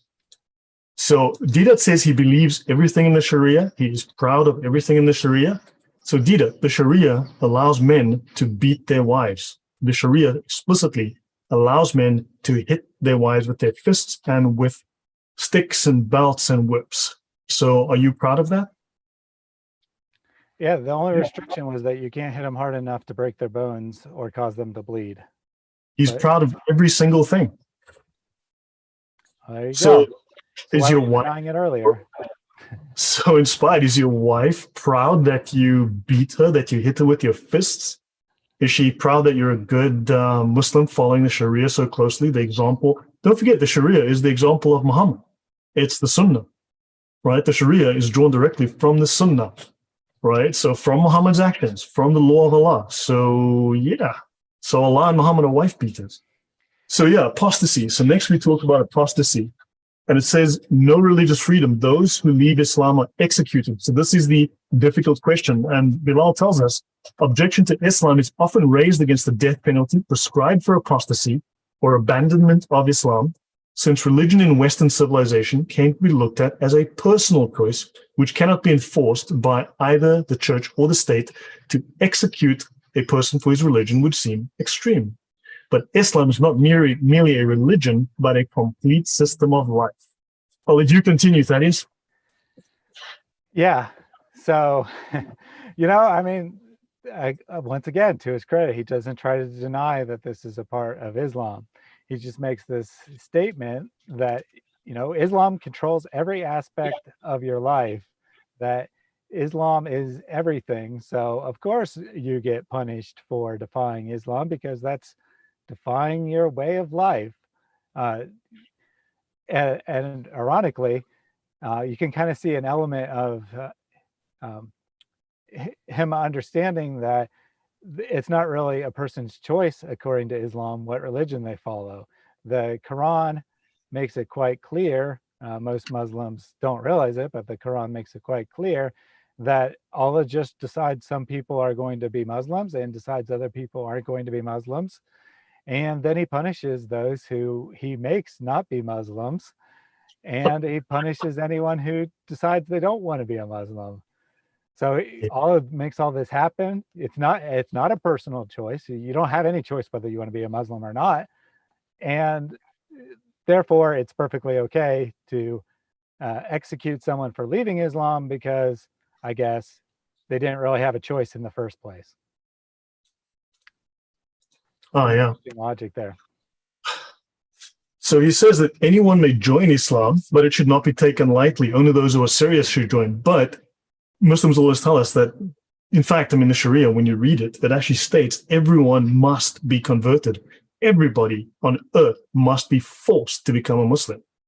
So, and the death penalty discourages those who might think to join the religion in order to undermine it from within. So the apostasy law was first instituted to stop the undermining of the state. In other words, Islam is a political system. Yeah, this statement is really interesting here, that the death penalty discourages those who think to join the religion in order to undermine it from within. I've never encountered anyone in my life who was like, you know what I'm going to do? I'm going to pretend to convert to Islam, or pretend to be an atheist, or pretend to convert to Christianity, or whatever, so that I will have some credibility when I say that the religion is crap. I'm pretty sure as soon as you started saying that, everyone would be like, you're obviously not really following that religion. Why are you pretending? So this is just the most ridiculous idea that I've heard. And apparently Bilal thinks it's a good reason why the death penalty has to be there, because all those people who, when the Dawaist comes up to them and gives them a bunch of lies about Islam and says all you have to do to convert is say this Shahada, why don't you want to join this great religion? And then they say it, well, because there's the death penalty they don't know exists, that made them take that choice much more seriously. I mean, come on now, let's get real. And he says the death penalty is for apostates who cooperate with enemies at war. No, it's not. He provides no evidence for that. Or for those who gather people against Islam and fight against the state. No, there is no evidence for that. He doesn't tell us where to look. And the Sharia makes it explicit that this is absolutely not the case, right? Western civilization executes its citizens for giving away state secrets, right? For treason. But Islamic law prescribes the death penalty for something far more serious. Yeah, leaving Islam. So rebellion against God is a far greater crime than rebellion against state secrets. In other words, it is treason, Islam's political system, and the Ummah is a single nation it's a country with laws. Islam's a legal political system. Yeah, I mean, this is really interesting because, if I sell state secrets, I could be putting millions of lives in danger potentially. If I sell them to someone who wants my country dead. How is leaving Islam remotely equivalent to that? Are you saying that Selling secrets? Yeah, the mere fact that you left Islam means that you're going to reveal all the secret teachings about Islam that Muslims don't want anyone to know about? I mean, I don't know. You tell me how these two relate. That just doesn't make sense. I mean, he's lying though, because let's have a look at what the Sharia says, and we can see that Bilal Phillips is just lying to us and lying to fellow Muslims. Amazing. He's lying to his flock. Apostasy from Islam, Ridda, leaving Islam is the ugliest form of unbelief or kufr, and it is the worst. It may even come about through sarcasm, right? So there are millions of ways of leaving Islam. But when a person who has reached puberty and is sane voluntarily apostatizes from Islam, he deserves to be killed. That is the ruling. It says nothing about cooperating with enemies of war. Nothing. Right? So I'll read that again. When a person who has reached puberty apostatizes from Islam, he deserves to be killed. So in other words, if you're 12, yeah, they'll kill you. Right? Let's have a look. It says in such a case, did I skip something? No. In such a case, it is obligatory. Now the Reliance of the Traveler is a summary of the best of the Sharia of the four schools, right? And this does give us sometimes more than one opinion. So it tells us there are different opinions. This is one of them. In such a case, it is obligatory for the caliph or his representative to ask him to repent and return to Islam. If he does, it is accepted.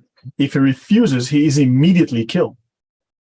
Now, other scholars will tell you there is no repentance. He is just killed immediately. No discussion. Right? So this is one opinion only. Right? Now, it also tells us in section 8.4, there is no indemnity for killing an apostate. It is killing, since it is killing someone who deserves to die. So there we go. It says nothing about, warfare. I'd like to see that reference. I mean, there's nothing about warfare. It just says, no, he's left Islam. He is killed. It's because Islam, when you say the Shahada, you are doing what's called bay'ah. It's a contract. It's a verbal contract. Technically, we would say it, and I believe in Christianity, we would say that it's selling your soul. At least in Western culture, we'd say this is selling your soul to Allah. You have sold yourself, and if you break the contract, the penalty for breaking the contract is death. And bay'ah is defined in the Sharia as commerce, trading. It's commercial. It's an act of sale. So you are literally selling yourself to Allah. You're not forming a relationship. You are selling yourself, like selling your soul. Your thoughts, Thaddeus? Yeah, I mean, I think that you nailed it there, that when you become a Muslim, Allah owns you, you're his slave. So I guess in a sense, when you leave Islam, you're stealing from Allah, you're denying him his slave. Yeah, crazy stuff. And then the final one is he speaks of jihad. Are there any questions from the comments? Any questions that we need to address? Anything they want to discuss? Or No, there's just most of the chatter recently has been about DCCI apparently being blocked from live streams. Possibly Christian Prince was also blocked. It was unclear if that was what they were saying, but this happens when you get a strike either for violating the community guidelines. It could be a copyright issue, but most likely not in this case. It's most like, it could be a false copyright issue, but most likely it's a case where enough Muslims complained about some video and YouTube decided that it crossed the invisible line that they don't tell us what it is. And thus DCCI is probably blocked from streaming for the next week. There was a request to pray about that after the stream is over, and I will definitely do that. yeah, that's really sad. I mean, they do great work on all these channels. I mean, people do great work. And someone mentioned that, yeah, we're being lied to. Islam is always false. And it's interesting that Muslims tell us there's no law to kill in apostasy all the time. I mean, this is the Sharia. So just to be sure that I'm using the most famous, the most common, the most referred to, the most used Sharia manual in the world, right? It's called the Reliance of the Travel, also known as the Umdat al-Salik. The other references I used was from the Hadaya, right, of Marghanani. Now, there are multiple of these Sharia, there used to be thousands. And what happens is they've all been merged into, the common rulings have been merged. A handful have ultimately emerged as the authoritative ones. Each of the schools of fiqh, or the schools of jurisprudence or law, so of Islamic law, have their own, but they do refer to each other. They certainly reference each other all the time. And certain schools specialize in a certain area, so not one necessarily covers everything. Certain scholars have become specialists in a given area, so they are the ones who are referred to, and not everything is necessarily in the Sharia. They will refer to a tafsir of another scholar. That happens. So these are the most important of the Sharia manuals that I'm using. The Marghanani's Hidayah is the final manual that Islamic imams, when they go to university for 5 or 7 years, whatever it is they do to study, the Hidayah is the final manual that they study from. It's the most complete, the most thorough, the most detailed. So these are the two most powerful of these sources for this. And notice that Muslims, junior Muslims, low-level Muslims like Dida, I put him in timeout for 5 minutes. He's not allowed to discuss the Sharia. They're not allowed to. The Sharia actually very clearly states they're not allowed to share the Sharia. So he'll give all sorts of excuses. He'll say lots of things, but they're literally not allowed to share the Sharia with anyone, or anything of Islam, in fact, with anyone who's going to use it for a wrong purpose, right? So we're here to critique it. They're not allowed to share it. They can do it with a fellow Muslim or someone who wants to convert, but also they're not allowed to study it, which is because it would bring them to doubt. But because we are using Islam for this knowledge for the wrong purpose, they are not allowed to share any of it with us. Your thoughts, Thaddeus? Yeah, that's absolutely correct. And you'd think that if the Muslim leaders and whatnot actually believed that they had truth on their side, they'd want everyone to know about it. I've never heard a a high-level Christian scholar, high-level Christian preacher, be like, this knowledge is only for those special Christians who can handle it. If we gave this information to the masses, they would apostatize in great numbers. So we got to keep this secret. But we see this all the time in Islam, that Islam is based on keeping people ignorant and telling them lies, give them a bunch of feel-good lies and hope they never find out the truth, basically.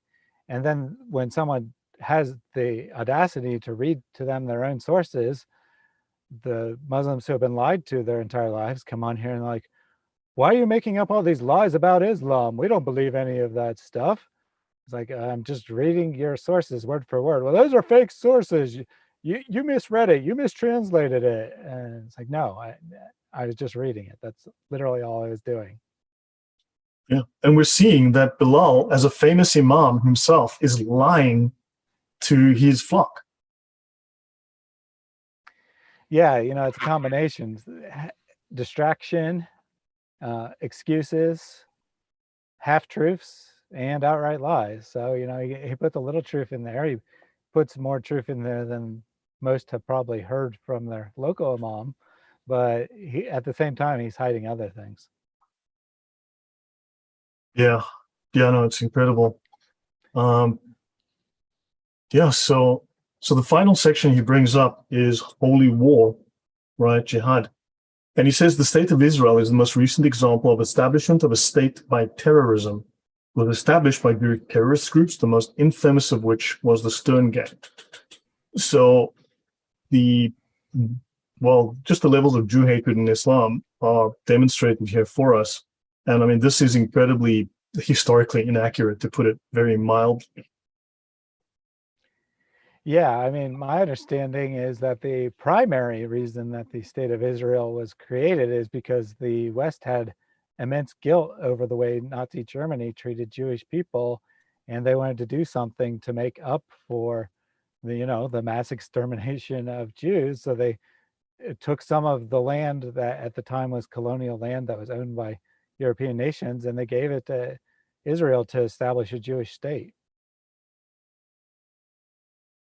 Yeah, but I mean, although we've done this in previous shows, but jihad requires that Muslims murder every single Jew. So he says here that the term Muslim terrorist is used to label Islam as a terrorist religion. However, it is a misnomer. And he says when IRA bombers struck, they were not labeled as Catholic terrorists, even though the struggle is between Catholic Ireland and Protestant Northern Ireland. The IRA was also fighting the British. They wanted independence from Britain. He forgets that little part. Likewise, when Timothy McVeigh blew up the Alfred P. Murrah Federal Building in Oklahoma City in April 1995, killing 168 people, he was not labeled as a Christian terrorist, though he was Christian and a terrorist.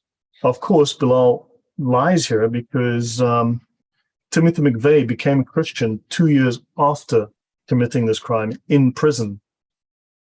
So that might explain it, Bilal. And, you might, you tell me. And in fact, the Muslim terrorist label was attached to the activities of the PLO, who were a mixture of Muslims, Christians, and communists. The PLO is not, nor was it ever, a Muslim organization. It's a nationalist organization working for the establishment of a secular Palestinian state. Well, Palestine is like Iran. It is a, what do you call them? It's a theocracy. Yeah, I've never heard in any of them any manifestos about the Palestinian state, how we just want a secular country. That's all we want. Because, Israel pretty much is a secular country already. So why do they need their own secular country? Instead, they say things like, it's our divine right to control the city of Jerusalem because Allah gave that to the Muslims. That doesn't really sound like a secular state with a secular goal to me. And this whole thing is just so silly because, well, first of all, he says, that the IRA is not labeled as Catholic terrorists. Well, actually, they often are labeled as Catholic terrorists. So that's just nonsense. And then he says, Timothy McVeigh, well, whether he was called himself a Christian or not, he certainly didn't commit his crime to further the causes of Christianity. And as Lloyd pointed out, he didn't even call himself a Christian. So, Bilal's just assuming, oh, this guy committed a terrorist act. He's white. He lives in the West. He must be a Christian. Therefore, he must have been a Christian terrorist.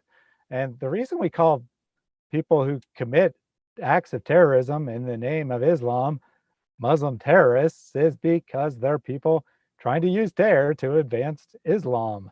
It's not because they're people who commit crimes who happen to be Muslims. We don't say, when a Muslim, say, commits a murder that's, just motivated by a domestic situation or, something like that, and it's just a quote unquote ordinary murder, we don't call them a Muslim murderer. We just call them a murderer.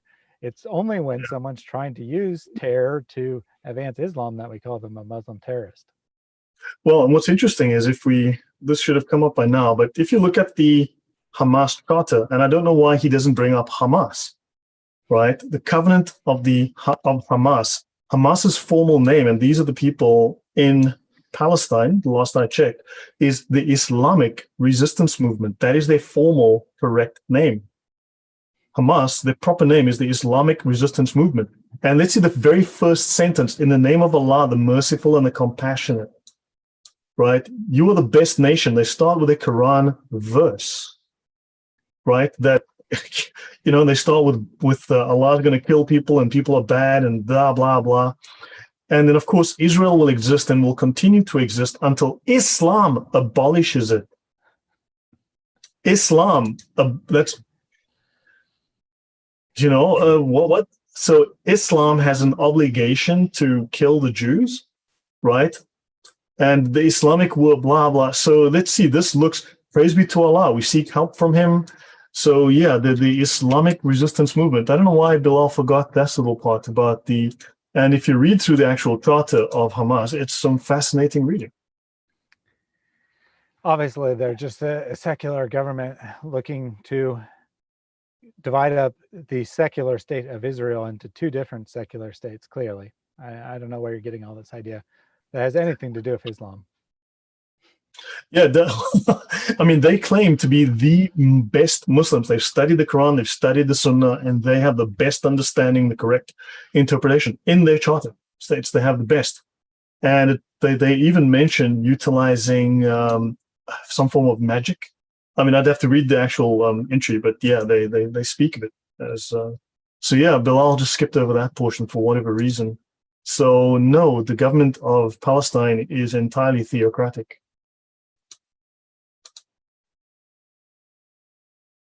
Yeah. So this is our last series of slides as we wind down. Yep. So then he makes this point that Islam opposes any form of indiscriminate violence. The Quran says anyone who has killed another except in retaliation, it is as if he killed the whole of humankind. So there's a couple things to point out here. One is that Bilal gives the wrong verse reference, which is very interesting. I mean, this is a great scholar of Islam. Should be 532.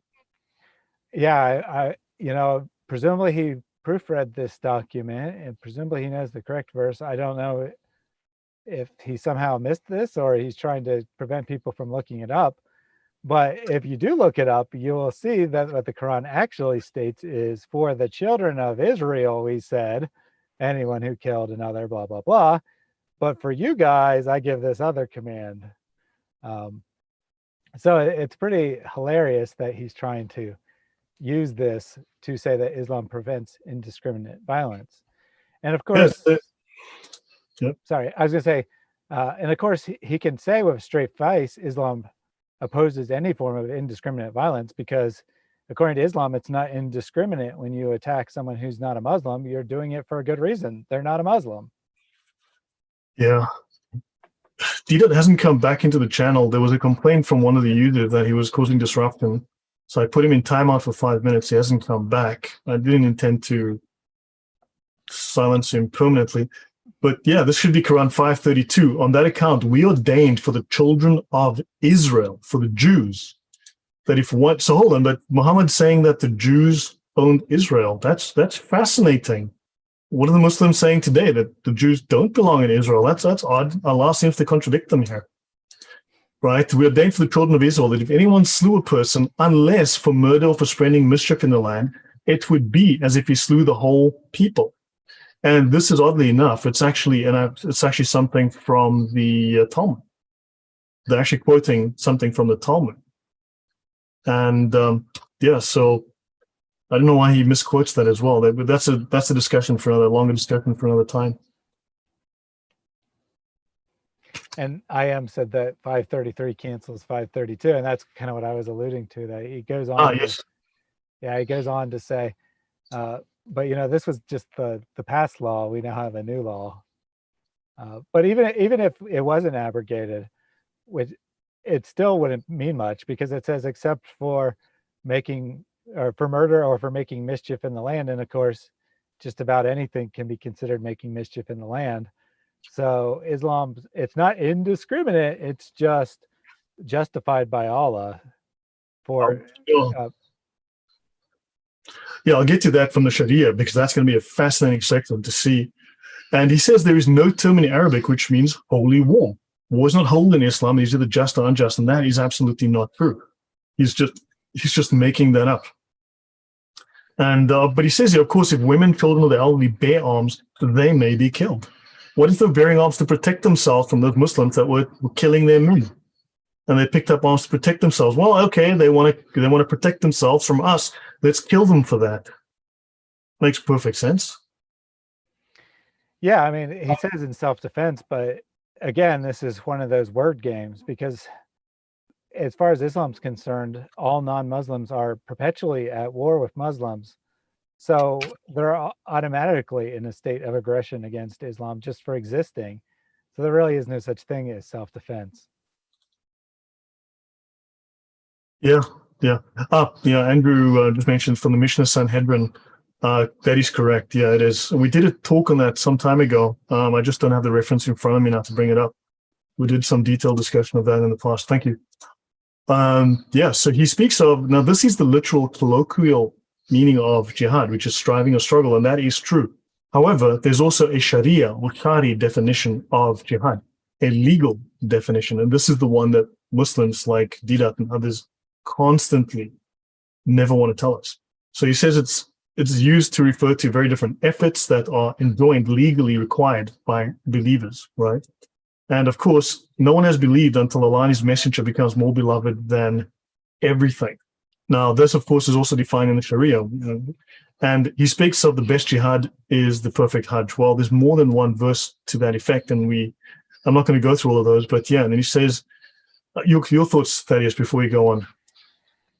Yeah, well, this is a good example of him saying things which are technically true, but are painting a picture very different than the reality.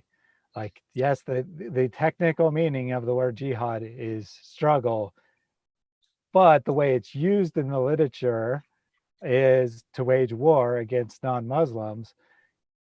That this struggle is personified or taken on as a way of war. So it's technically true that it means that, but it's really quite deceptive to act like that's what all it means. Yeah, hold on. I've actually got this reference here. This is from the Talmud Sanhedrin 37a. So Quran 533 is a copy of the Talmud Sanhedrin 37a. Adam, the first man, was created alone to teach you with regard to anyone who destroys one soul from the Jewish people. If anyone killed one Jew, the verse ascribes him blame as if he destroyed an entire world, as Adam was one person from whom the population of an entire world came forth.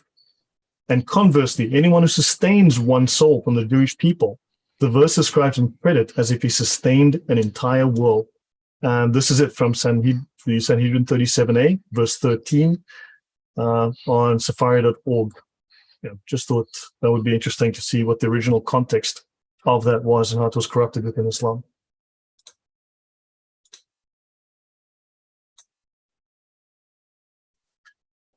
So then, defending Islam and the Muslim community is a primary aspect of the physical jihad, which involves taking up arms against an enemy.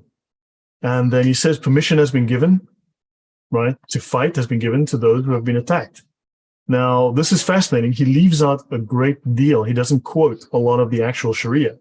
And this is also referring to the Sirah.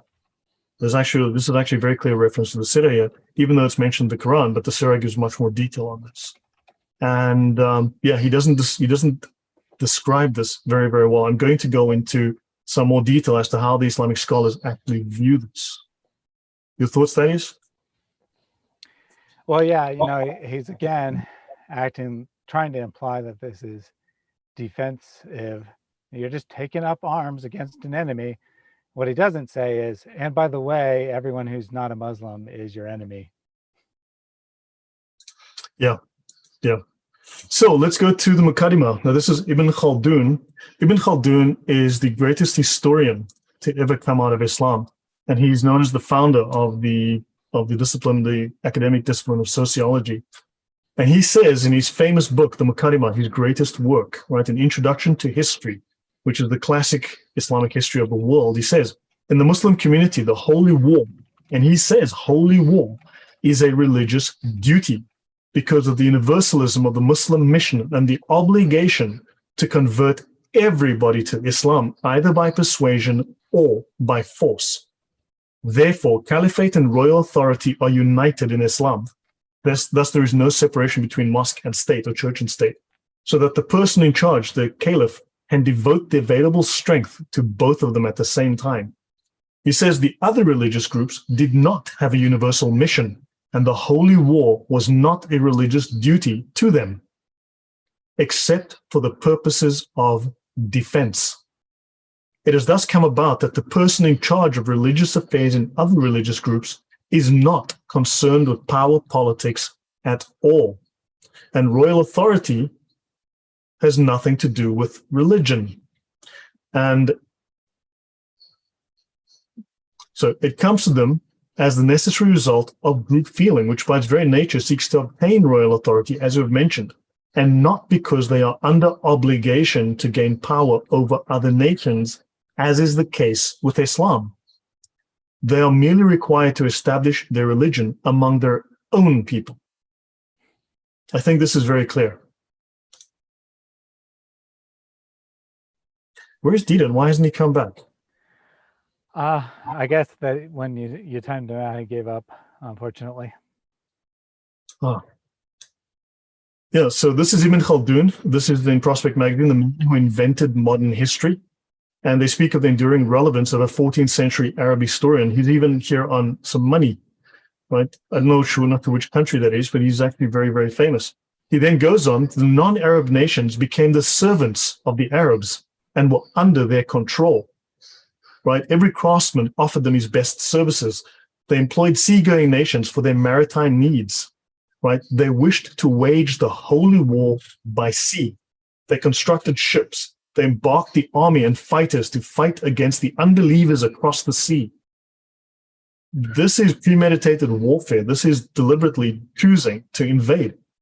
This was the special concern of the provinces and border regions closest to the shores of the Mediterranean, such as Syria, Africa, the Maghrib, and Spain. The Caliph Abdul Malik ordered blah, blah, blah that a shipyard be set up in Tunis for the production of maritime implements, as he was desirous of waging the holy war. From there, the conquest of Sicily was achieved in the days of Ziyadat Allah. So I guess we're going to hear that the top scholars of Islam are all liars again. Yeah, I guess. I mean, they apparently invented a word that doesn't exist in Islam. So yeah, no. So let's have a look within the Reliance of the Traveler here. So this is the Reliance of the Traveler. And this is the chapter called Jihad, right? It's section 09.0. And they discuss the meaning of jihad, then the scriptural basis. This is the religious basis for jihad and the obligatory character of jihad, and that it's a communal obligation, right? And about surrendering when overrun. This is not about struggle. This is warfare. Who is obliged to fight in jihad? Those who are not permitted to fight. The objectives of jihad regarding the Jews and the Christians, the rules of warfare, and those who are unlawful to kill. I don't know how struggle requires you to kill people. So yeah, let's have a look. Jihad means to war against non-Muslims and is derived from the word mujahada, signifying warfare to establish the religion. And then the translator adds this section, which is not in the original Arabic. This he added himself, and this is based on a false hadith. It is the lesser jihad. As for the greater jihad, it is the spiritual warfare against the lower self, which is why the Prophet said, as he was returning from jihad, we have returned from the lesser jihad to the greater jihad. This is regarded by Islamic scholars as false, right, as a false hadith. So non-conformity with the major hadith collections. In all 6 major hadith collections, jihad almost always refers to outward physical struggle and not inward spiritual struggle. There are nearly 200 references to jihad in Sahih Bukhari, and every single one assumes literal warfare. So, right. So I won't read every single reference to this, but really, this is it just goes on and it discusses it.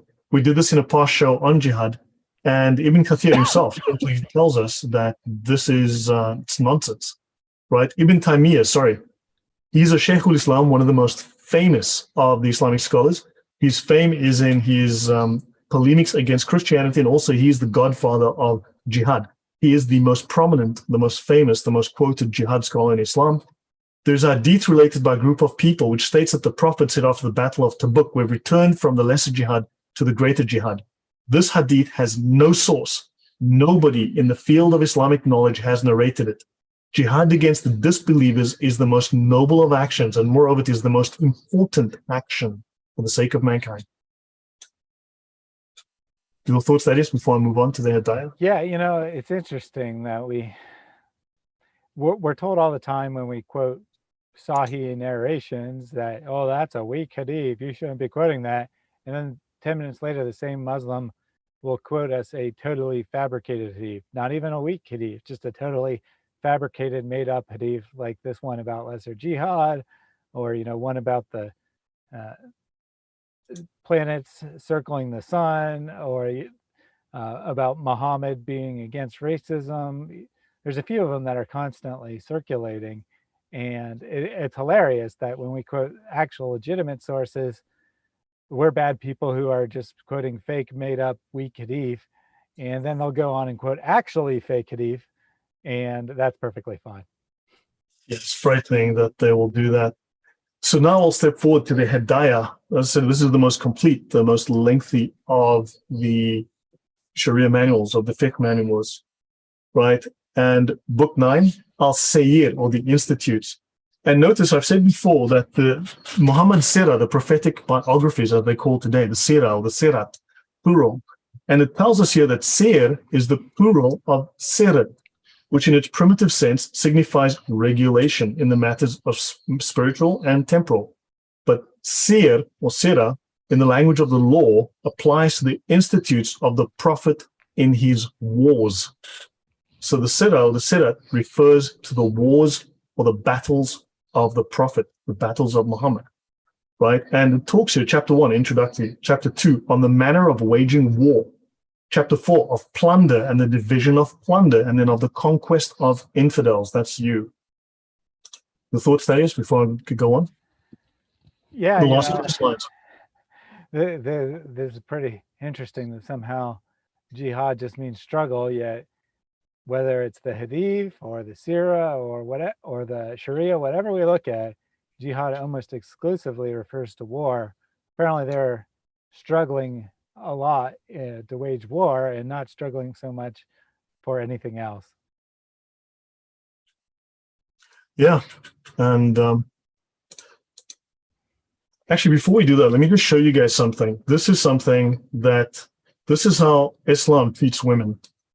This is an example of a story taken from Islamic texts. Kirfa Fatima was taken prisoner. She was a very old woman, the wife of Malik. Zayd ordered Qais bin al-Musahhaf to kill Kirfa, and he killed her cruelly by putting a rope into her 2 legs and tied her to 2 camels and drove them until the camels tore her in 2. This is from the History of At-Tabari, volume 8, pages 95 to 97, and in Ibn Ishaq, page 980. this is what Muhammad's people did. This is how they respect women. So yeah, just something that out of interest. So don't get caught in a war with the Muslims. Yep. So this now is inside the Hidayah. War must be carried on against the infidels at all times by some party of the Muslims. War must be carried on at all times against the infidels by some party, a small minority.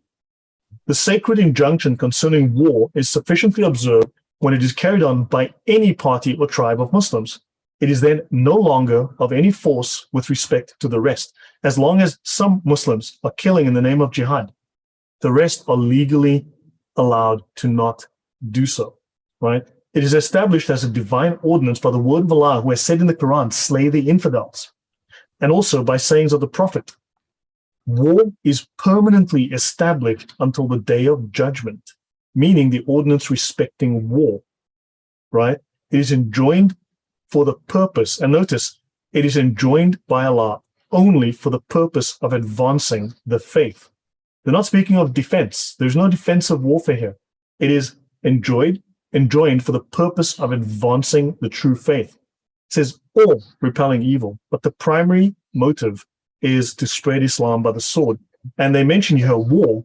They speak of jihad fard, or ordained war, enjoining the various passages of the Quran to be waged against infidels. It is termed the holy war. Yeah, thoughts, yet another well-respected Islamic manual here that uses this term, which apparently does not exist in Arabic. Strange. Yeah. So in the last 3 slides, so continuing, right? Party of Muslims making war. Okay, so when a single tribe or a party of Muslims makes war, the obligation of fighting in jihad and killing in jihad is no longer binding upon the rest of the Muslims, right? However, if no Muslims were to make war, the whole of the Muslims would incur the criminality of neglecting making war. So it is a crime in Islam not to make jihad upon non-Muslims, to force Islam upon them, to spread Islam.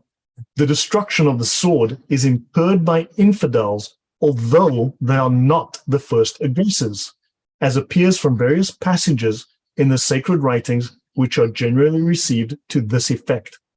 That in other words, they must make war first, not in defense, but they must be the aggressors. Mm-hmm. So it says here, infidels may be attacked without provocation. And they mention here by the sword, right? The destruction by the sword here, right? It says the infidels may be attacked without provocation, and then by the sword or of the sword means qital. They always say, no, jihad, you're talking about qital. Jihad means no. They talk about qital, meaning war in its operation, such as fighting and slaying. Jihad means the same thing. Yep. And then they speak on the manner of waging war. So when the Muslims enter the enemy's country, and this manual goes on to say that if you're not a Muslim, you're an enemy, period, right? You besiege the cities or the strongholds of the infidels. It is necessary, invite them to embrace the faith. Ibn Abbas relates to the Prophet, that was Muhammad's cousin, don't forget, relates to the Prophet that he never destroyed without previously inviting them to embrace the faith. If they embrace the faith, it is unnecessary to war with them, because that which was the design of the war, the intent of the war, is then obtained without war. The intent of Islamic warfare is to make you embrace Islam. The Prophet has said, we are directed or ordered to make war upon men until such time as they shall confess that there is no God but Allah. And when they repeat the Shahada, their persons and their properties are protected. And if they do not accept, then they must pay the jizya, or the capitation tax. And by submitting to this tax, war is terminated. Your thoughts, Thaddeus? Yeah, I think that's pretty explicit there, that the purpose of waging jihad is to convert people to Islam. So I don't know where Bilal is getting this idea that it doesn't exist in Islam, but What, you looked at like 10 different sources and they all seem to disagree with him. Yep. And then last two slides. So infidels must be called to the faith prior to making war upon them. So it says again, they have to initiate the war. They have to go first. It is not lawful to make war upon any people who have never been called to the faith, except it is entirely lawful and completely okay. Right? So without previously requiring them to embrace it, because the prophet instructed his commanders, call the infidels to the faith, and because the people will hence perceive, that they are attacked for the sake of religion and not for the sake of taking their property. People must know. It's shocking, right? So I'll read that again. People will perceive that they are attacked. You have to know that you're being attacked for the sake of Islam, for the sake of religion, and not for the sake of taking your property or making slaves of your children. On this consideration, it is possible that they may be induced to agree to the call in order to save themselves from the troubles of war. Yeah, clearly this is just defensive. You know, we see all these people who have never heard of Islam being instructed that you got to accept Islam or we're going to attack you. And it's all purely defensive. This is how Islam works, you know, it's all defensive no matter what. Exactly, precisely. And then the final slide, this is the last slide.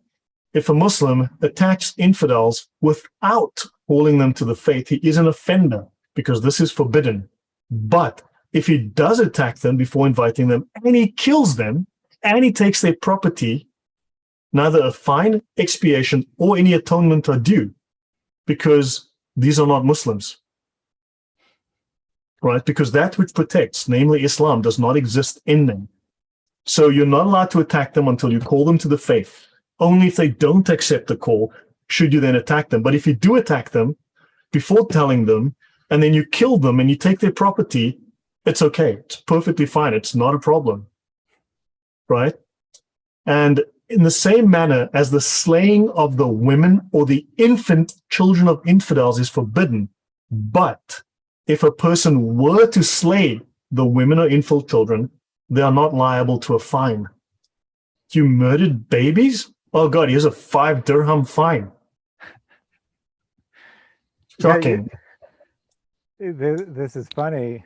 Well, I mean, it's not funny, but it's ironic because Bilal was like, you know, the reason that we have laws against committing adultery and homosexual acts and whatnot is because it's for the benefit of society. But apparently there's no penalty for slaying women and children or attacking people who aren't Muslims and forgetting to invite them to Islam, because I guess that also is beneficial to society. I don't know. You tell me. Yeah, I mean, they say this is all sanctified by the law, by the Sharia law, right? And in fact, I mean, there's a reference, as Andrew mentioned, where they attacked a group of people before dawn at night, basically, without warning. They fell upon a Jewish village and they killed everybody without warning. They just assaulted them by surprise. And so therefore it's okay. So it's not okay unless you warn them, but it's, if you just do it, it's fine. It's not a problem. What law? You know, it just doesn't make sense. Yeah, it's illegal, So, yeah. but there's no penalty. And as we know, penalty is the only thing that keeps people from committing crimes, according to Bilal. So I guess there is no, in all practical purposes, there is no law against this.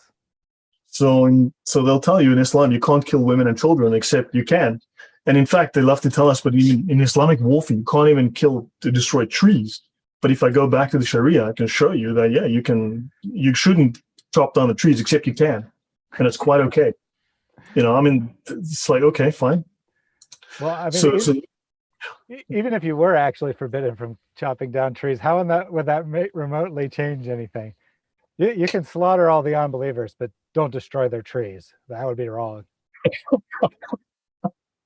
Yeah, this is Islam. And I mean, yeah. And Dina was like, yeah, I'm with all of this. I'm with this stuff. Yeah, it's too bad that he left. We'd had to. I'm very sorry, but Shiata or something said she was disturbed because he was disrupting, and so no, it's fine. I mean, usually people return after their time out. we know exactly what he would have said. He would have said, "You guys are just lying. This is all untrue." And then we'd show the sources and be like, "Yeah, I believe in all that. What's your point? You don't have a point." Yeah, he's been doing that for what, almost a year. Well, 6 months. I know you for about 6 or 7 months now. Yeah. So yeah, he's been doing that ever since. I mean, just shocking. How do you justify any of it? But I mean, we need to confront Muslims with this. These are the facts of their religion. But now, of course, their defense is none of this is true. All the scholars are lying. Yeah, that's why I like T Dot. He doesn't take that approach. He tries, but then he gives up really But quickly don't with forget, that it took me approach. 2 months to get him to admit to that. He wouldn't admit to that before. Yeah, now he doesn't even try anymore. You've really broken him down. He's just like after one stupid comment, he's like, "Oh yeah, never mind. I agree with you." Yeah, I mean, he's not able to argue with me because I know the Sharia way better than he does. And he went and he did a Dawah course, and he did a Dawah course. And what's the result of the Dawah course? What No new happened? arguments, that's for sure. We did Yeah, have a comment a good while ago, which I thought would be a good segue into other things that we will be talking about in the future. Love All My Moms, quoted from a book called What Islam All About, which apparently is the most popular Islamic junior high school textbook in the United States, or at least was in the past. It says, a Shabbat or martyr is described this way by Allah. Don't think that those who were killed in Allah's cause are dead. No, they are alive, finding their bounty in the presence of their Lord. The law of the land is the Sharia of Allah. The duty of the Muslim citizen is to be loyal to the Islamic State. So I thought that that would be a good segue into one of your presentations you want to do at some point. wow. Yeah. Yeah, we wanted to talk about what's called the Tarbiyah, which is their madrasa guides, which is very similar to the Dawah manual that, but yeah, it's what they taught from the age of, say, 5 or so until the age of when they start going to mosque, 15 or 16 or whatever that is. And yeah, that is, yeah. So to go through one of these Tarbiyah guides would be useful for us to discuss, because it shows them how they are taught to interpret the Quran. They go through the Quran verses and they taught what they mean. They taught a number of different things: the meaning of ibadah, akidah, categories of shirk, the Islamic movement, the importance of prayer, the meaning of prayer, the conditions of prayer, the kinds of prayer, the obligatory acts, fasting. They just taught morals in Islam. It's quite detailed. And also they taught, it's in fact these manuals all start off with anti-Christian polemics. Yeah, which I think that looking at those will really be informative because we see the same behavior over and over again in the comments. It doesn't matter what the Muslim wants to talk about, it doesn't matter what the subject of the video is. They'll do one of two things. They'll either deny the sources are true, or they'll just ignore everything and start attacking Christianity. And I think that when we look at these religious textbooks, it'll be very informative about the way the Muslim mind is formed as they're growing up. I went through a very large amount of religious education classes as I was growing up. Other religions other than Christianity were never mentioned once until like you get to the high school level, and then they're only mentioned from like a historical basis, kind of just give the basic history of how these religions came about. There's never any polemic arguments whatsoever against these other religions, just kind of like straight factual information. Islam was founded in 622 type information. And it's very, so the Muslims, and I imagine most people who've had Christian education classes have a similar experience. So the Muslims are just coming from a totally different background, that they're taught from a very young age to hate Jews and Christians especially, but also Yeah, all non-Muslims, that they're taught that they're the best of all people and that anyone who's not a Muslim is the worst of all creatures. yeah. And they bring that attitude to all the conversations they have with us. Precisely. Tatuinen asked, didn't they make a mosque by Muhammad's grave? Because that's one of the last things he said when he died. He cursed using Christians because we make temples at the sites of the graves of our prophets. Yes, they made a thing called the Al-Masjid al-Nabawi, which is at the site of Muhammad's grave. That's known as the Green Dome. Yeah, I remember when the coronavirus was first breaking out, Islamic scholar went public and said, we can end the coronavirus. All we got to do is open the roof of that mosque so that Muhammad's grave can send out prayers to the world. Very weird stuff. Yeah. Some oddities, yeah. So any last questions from anyone in the stream? Because that's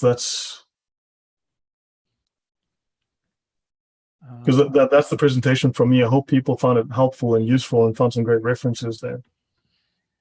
Yeah, by all means, we're doing this not so much to entertain Christians. I mean, I do hope that you enjoy the presentation. I do hope you enjoy our banter, but it's not really our goal to entertain people. It's our goal to inform people. We put all the sources up on the screen so that you can look them up for yourself. You can copy and paste them into your own conversations with Muslims. Take this material and make Muslims be accountable for it. Don't let them distract and try to talk about other things, try to talk about 1 + 1 + 1 = 3, not 1. Ha ha ha, you people are idiots. Just ignore that stuff and make them be accountable for the actual subjects of the videos they're commenting on. If they're commenting on a video about how Muhammad bedded Aisha at age 9, don't let them distract by talking about something else. Make them actually answer for these things. Yeah. And likewise, in your private conversation with people in real life, maybe like don't the first time you meet a Muslim, don't be like throw all this material at them, but have this in your mind and bring it up in a non-offensive way. Like, I heard that say that Muhammad shoved Aisha or hit Aisha and it caused her pain. What do you think about that? And then if they're like, well, I don't think that's true, then you can like bring up the actual source or whatever. So yeah, if you're dealing with someone face to face, obviously be polite. But online, I just find that there are no honest Islamic apologists. Not one. Yeah, I've lost track of how many Muslims I've had conversations with, but I know it's well over 100 because I looked up everyone who had come into my channel in the last 3 months, and it came to about 100 because I sent them all invitations to my Make Me a Muslim live stream. And I comment on other channels, and I've been doing this for well over a year, so I'd say I've probably spoken to between 500 and 1,000 Muslims just off the top of my head. And I can count on one hand the number of times that I've had a Muslim have what I would consider a legitimate conversation. Not that they made good points necessarily, but just that they acknowledged things that I said were problems that they didn't necessarily have any good answers for them, that kind of thing. The other 99+% of the time, it's either distraction or calling you a liar. Yeah, but also you have to feel sorry for them because they are lied to by their scholars. I mean, David Wood has spoken about it, but I mean, we've had 5 episodes now demonstrating how their scholars are misleading.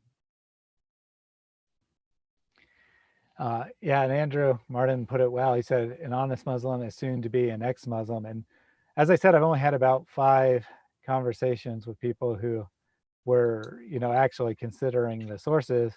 And one of those, by the end of the conversation, was like, all right, I agree with you, I'm leaving Islam. So, if someone takes an honest look at the material, it doesn't take them very long to leave Islam. The real problem is getting them to take an honest look at it, which is why you got to keep pushing the Islamic material, not letting them distract and talk about Christianity. As long as they're talking about Christianity, even if you prove them wrong, it doesn't have any meaning because you're not attacking their actual basis for belief. They actually still think, well, even if Christianity isn't evil, like I was taught, well, Islam's still true, so it doesn't matter if Christianity is evil or not. It's still false, and I still don't want to believe that. Well, I mean, they're at the stage now where I think they realize that we have started. I mean, they've always said, check with the scholar. So I took them at their word. I went to study the scholars. I read all of their best sources from their best scholars. And now all I get told is, yeah, that scholar was lying. That's a weak hadith. They'll deny Muhammad. They'll deny the Quran. I mean, they'll literally deny anything and everything. So, and then they'll say that the biggest information site for Islam in the world is false. That all the imams contributing there. I mean, you know, my frustrations. That is. Yeah, and when people do this stuff like that, there's a couple of tactics you can take. One, you can be like, Islam doesn't allow you to deny Sahih Hadith. You're becoming an apostate just by doing that. And if they persist, be like, okay, I agree with you. Every Hadith is false. And you believe that the Quran is true, but the Quran was transmitted to us by the same people who are writing all those fake Hadith, who are making up all these nasty lies, according to you, about Muhammad. So why do you think they transmitted the Quran accurately? Why do you think that they didn't just add their lies to that as well? And I've never even gotten an attempt to get a reply to that question. Yeah. Tituinen just asked, what is your biggest evidence against Islam? I mean, statistically speaking, for most people, for most Muslims, the reason they leave is the moral argument against Islam and Muhammad. That has the greatest impact. There were three, remember, Thaddeus? There were three that we discovered, and the least powerful one, the still effective one, was the weakness of Islamic civilization, the lack of results that it produces versus Western civilization. But when you start to show that the standard Islamic concept of Muhammad versus the actual records from the Islamic doctrine and scripture, how they don't match up, how Muhammad had lice in his hair, how Muhammad constantly, I mean, there's about 30 hadith from Aisha at different times when Muhammad ends up with semen on his clothes and she has to clean them. In several, she says she scratched it off with her fingernails. How does the perfect man constantly end up with ejaculate on his clothing that his 6-year-old wife has to scrape off with her fingernails? When you start highlighting things like that, where he bathes with dead dogs, I mean, it gets crazy. When he's called a womanizer, his wife says that he pretends to be a prophet. You start to bring up all of this contrary evidence, and eventually they might start to doubt. But just reading out the actual when they lie and you bring up their own documents, I think that is a very powerful argument. I don't know, but what would you say in terms of for the falseness of Islam? Yeah, so the moral arguments generally tend to be the most effective. The same is kind of true in proving that God exists. The moral arguments tend to be the most effective. But from a personal level, I find the historical arguments the hardest to explain on any kind of intellectual level. With the moral arguments, you can kind of take the approach that, yeah, that doesn't agree with my conscience, but maybe my conscience is wrong. Maybe it is okay to marry a 9-year-old girl. Most people aren't willing to do that, but you can do that. That is a step you could take. So for me, the historical arguments are the most powerful. Like, say, for example, the Quran copying from numerous human texts, many of which were not considered inspired, not considered scripture, and in many cases, not even considered historical by the authors that wrote them, that they are pure allegory. And then the Quran copies these things, passes them off as history, real human history, and says that this is the eternal word of Allah that was in existence before the first men and women were created. And that just makes absolutely no sense. You take a look at the city of Mecca, say, and you see what the archaeological evidence is showing, and it's showing that the city probably didn't exist at the time of Muhammad. And that's kind of a little hard to explain. It was supposed to be like this great trade capital, and it either didn't exist at all, or it was a village of 20 people or something. And you don't see any of the stuff referred to in the Quran. You Yeah, don't you along the same lines, the Quran makes a lot of claims. It claims that there is a iron wall built by Dul Qarnayn that's going to exist until the end of the days. And we look around and we can't find this. And you ask 10 different Muslims where it is, they'll probably give you at least 9 different answers. I have because three different ones today. yeah, because there is no answer. Or, you know, Yeah. the Hadith say there's a giant mountain of gold buried in a specific spot. If Muslims actually believe their religion is true, why aren't they trying to dig up this gold? You know, Yeah. there's just no historical basis whatsoever for anything in Islam, and I find from an intellectual angle that to be the hardest thing for someone to explain. Yeah. There's a question in the comment about the weak hadith, the da'if hadith, like I mentioned. I'm not going to do the entire thing, that would take too long, but the Fath al-Bari is the most famous commentary on Sahih Bukhari. Now, we know that there's more than 100,000 hadith. I don't know exactly how many, but only about only roughly 4,500 hadith are actually in circulation today that we use, right, that are commonly used, but there's well over 100,000. Now, the scholars of Medina University, and I think Al-Azhar, collaborated to translate, these are the top scholars from the top universities of Islam, collaborated to translate the commentary, the Fath al-Bari on Bukhari, right? And they discuss that removing weak hadith from works was not the example of the scholars, right? Because the scholars themselves use them to take knowledge from. Weak hadith are used to support opinions because a weak hadith containing the words of the Prophet is preferred over opinion and personal reasoning. And this is the example set by all the scholars, including Imam Bukhari, who used them deliberately in his work Al-Adab al-Mufrad. And the Fath al-Bari says a da'if hadith, a weak hadith, and they always try to imply they are false, has up to an 85% chance of being entirely accurate. So the official formal Islamic scholarship grades weak hadith as 45 to 85% accurate. The grading was given may have been wrong, or the fabricator may have spoken the truth in that instance. Weak hadith should not be treated like fabricated hadith because there is an 85% chance of being entirely accurate, and that is a very high chance. And even in the Reliance of the Traveler, this most famous Sharia manual, the meaning of this hadith, and they mention a hadith that's weak, seeking knowledge is an obligation upon every Muslim. The meaning of this hadith, though the hadith itself is weak, it is true.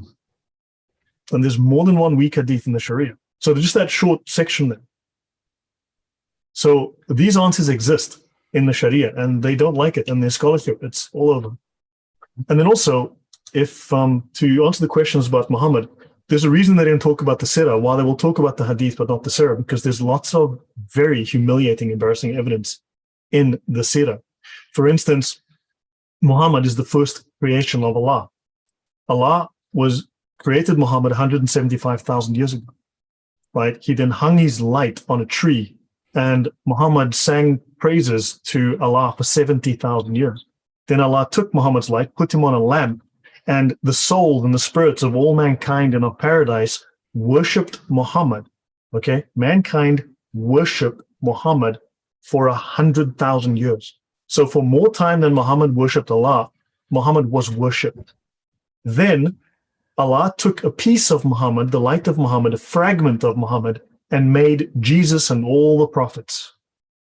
Every prophet was made from the light, the Nur-i Muhammadi, right? And then eventually Muhammad was born on earth, right? These stories and miracles, Muhammad hit a stone with the hammer when he was starving, and the stone crumbled to dust, and he fed 1,000 people with a single lamb and 3 kilograms of barley. You read this, and man, it just you start to read this, and that's why they don't want to talk about it. Their Sirah, their most famous Sirah, you got to read these stories. It's shocking. He's Jesus. They make him Jesus. They want him to be a miraculous divine being, and it's incredible when you start to read through it. And that's why they don't want to talk about it. Your thoughts, Dave? Yeah, absolutely. It's not hard to see why they don't want to talk about this stuff. It's pretty embarrassing and directly contradicts the claims of the Quran. But that's okay, because in Islam, it's forbidden to apply rational thought anyway. So it doesn't matter if it's contradictory, because rationalism has no place in Islam. Irene said that Islam is just about money and worshiping Muhammad. I'm going to have to correct that, however, because it is also about sex. Yeah, definitely warfare for money and sex for Muhammad. Yeah. So that's it from me. It's almost 3 hours we've been going. Yep. Thank you everyone for joining us today. We're not 100% sure what our next topic will be, but definitely stay tuned for that.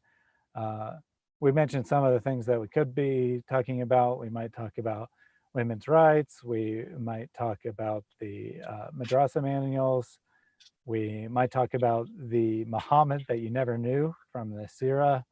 Oh yeah, that's fascinating. We also want to look at how Paul did not contradict the Gospels or the Old Testament. That is definitely on our list there, since that's one of the favorite polemics of Muslims. So, let us know in the comments what you'd like to see most, and we will definitely try to do that. Yeah, I'm very active in the comments. If anyone needs information back to me, I have shared these presentations with many people. I don't know what they do with them. I have no idea, but I do share them, and I'm very active in the comments. If you need information, I have a huge database. So yeah, please ask away, and hopefully this helps you. Thank you. Yep, and as usual, feel free to take any portion of the video or the entire video or whatever, uh, share it with others, and spread the word. I make this material not for my own benefit, but for the benefit of Christians who want to reach Muslims, and hopefully for directly reaching Muslims. So take the material, use it. That's exactly what we want. Thank you all for joining us, and have a great rest of your day, whether your day has just begun or is coming to an end. We know that people are watching from all around the world. So wherever you are, God bless you, and have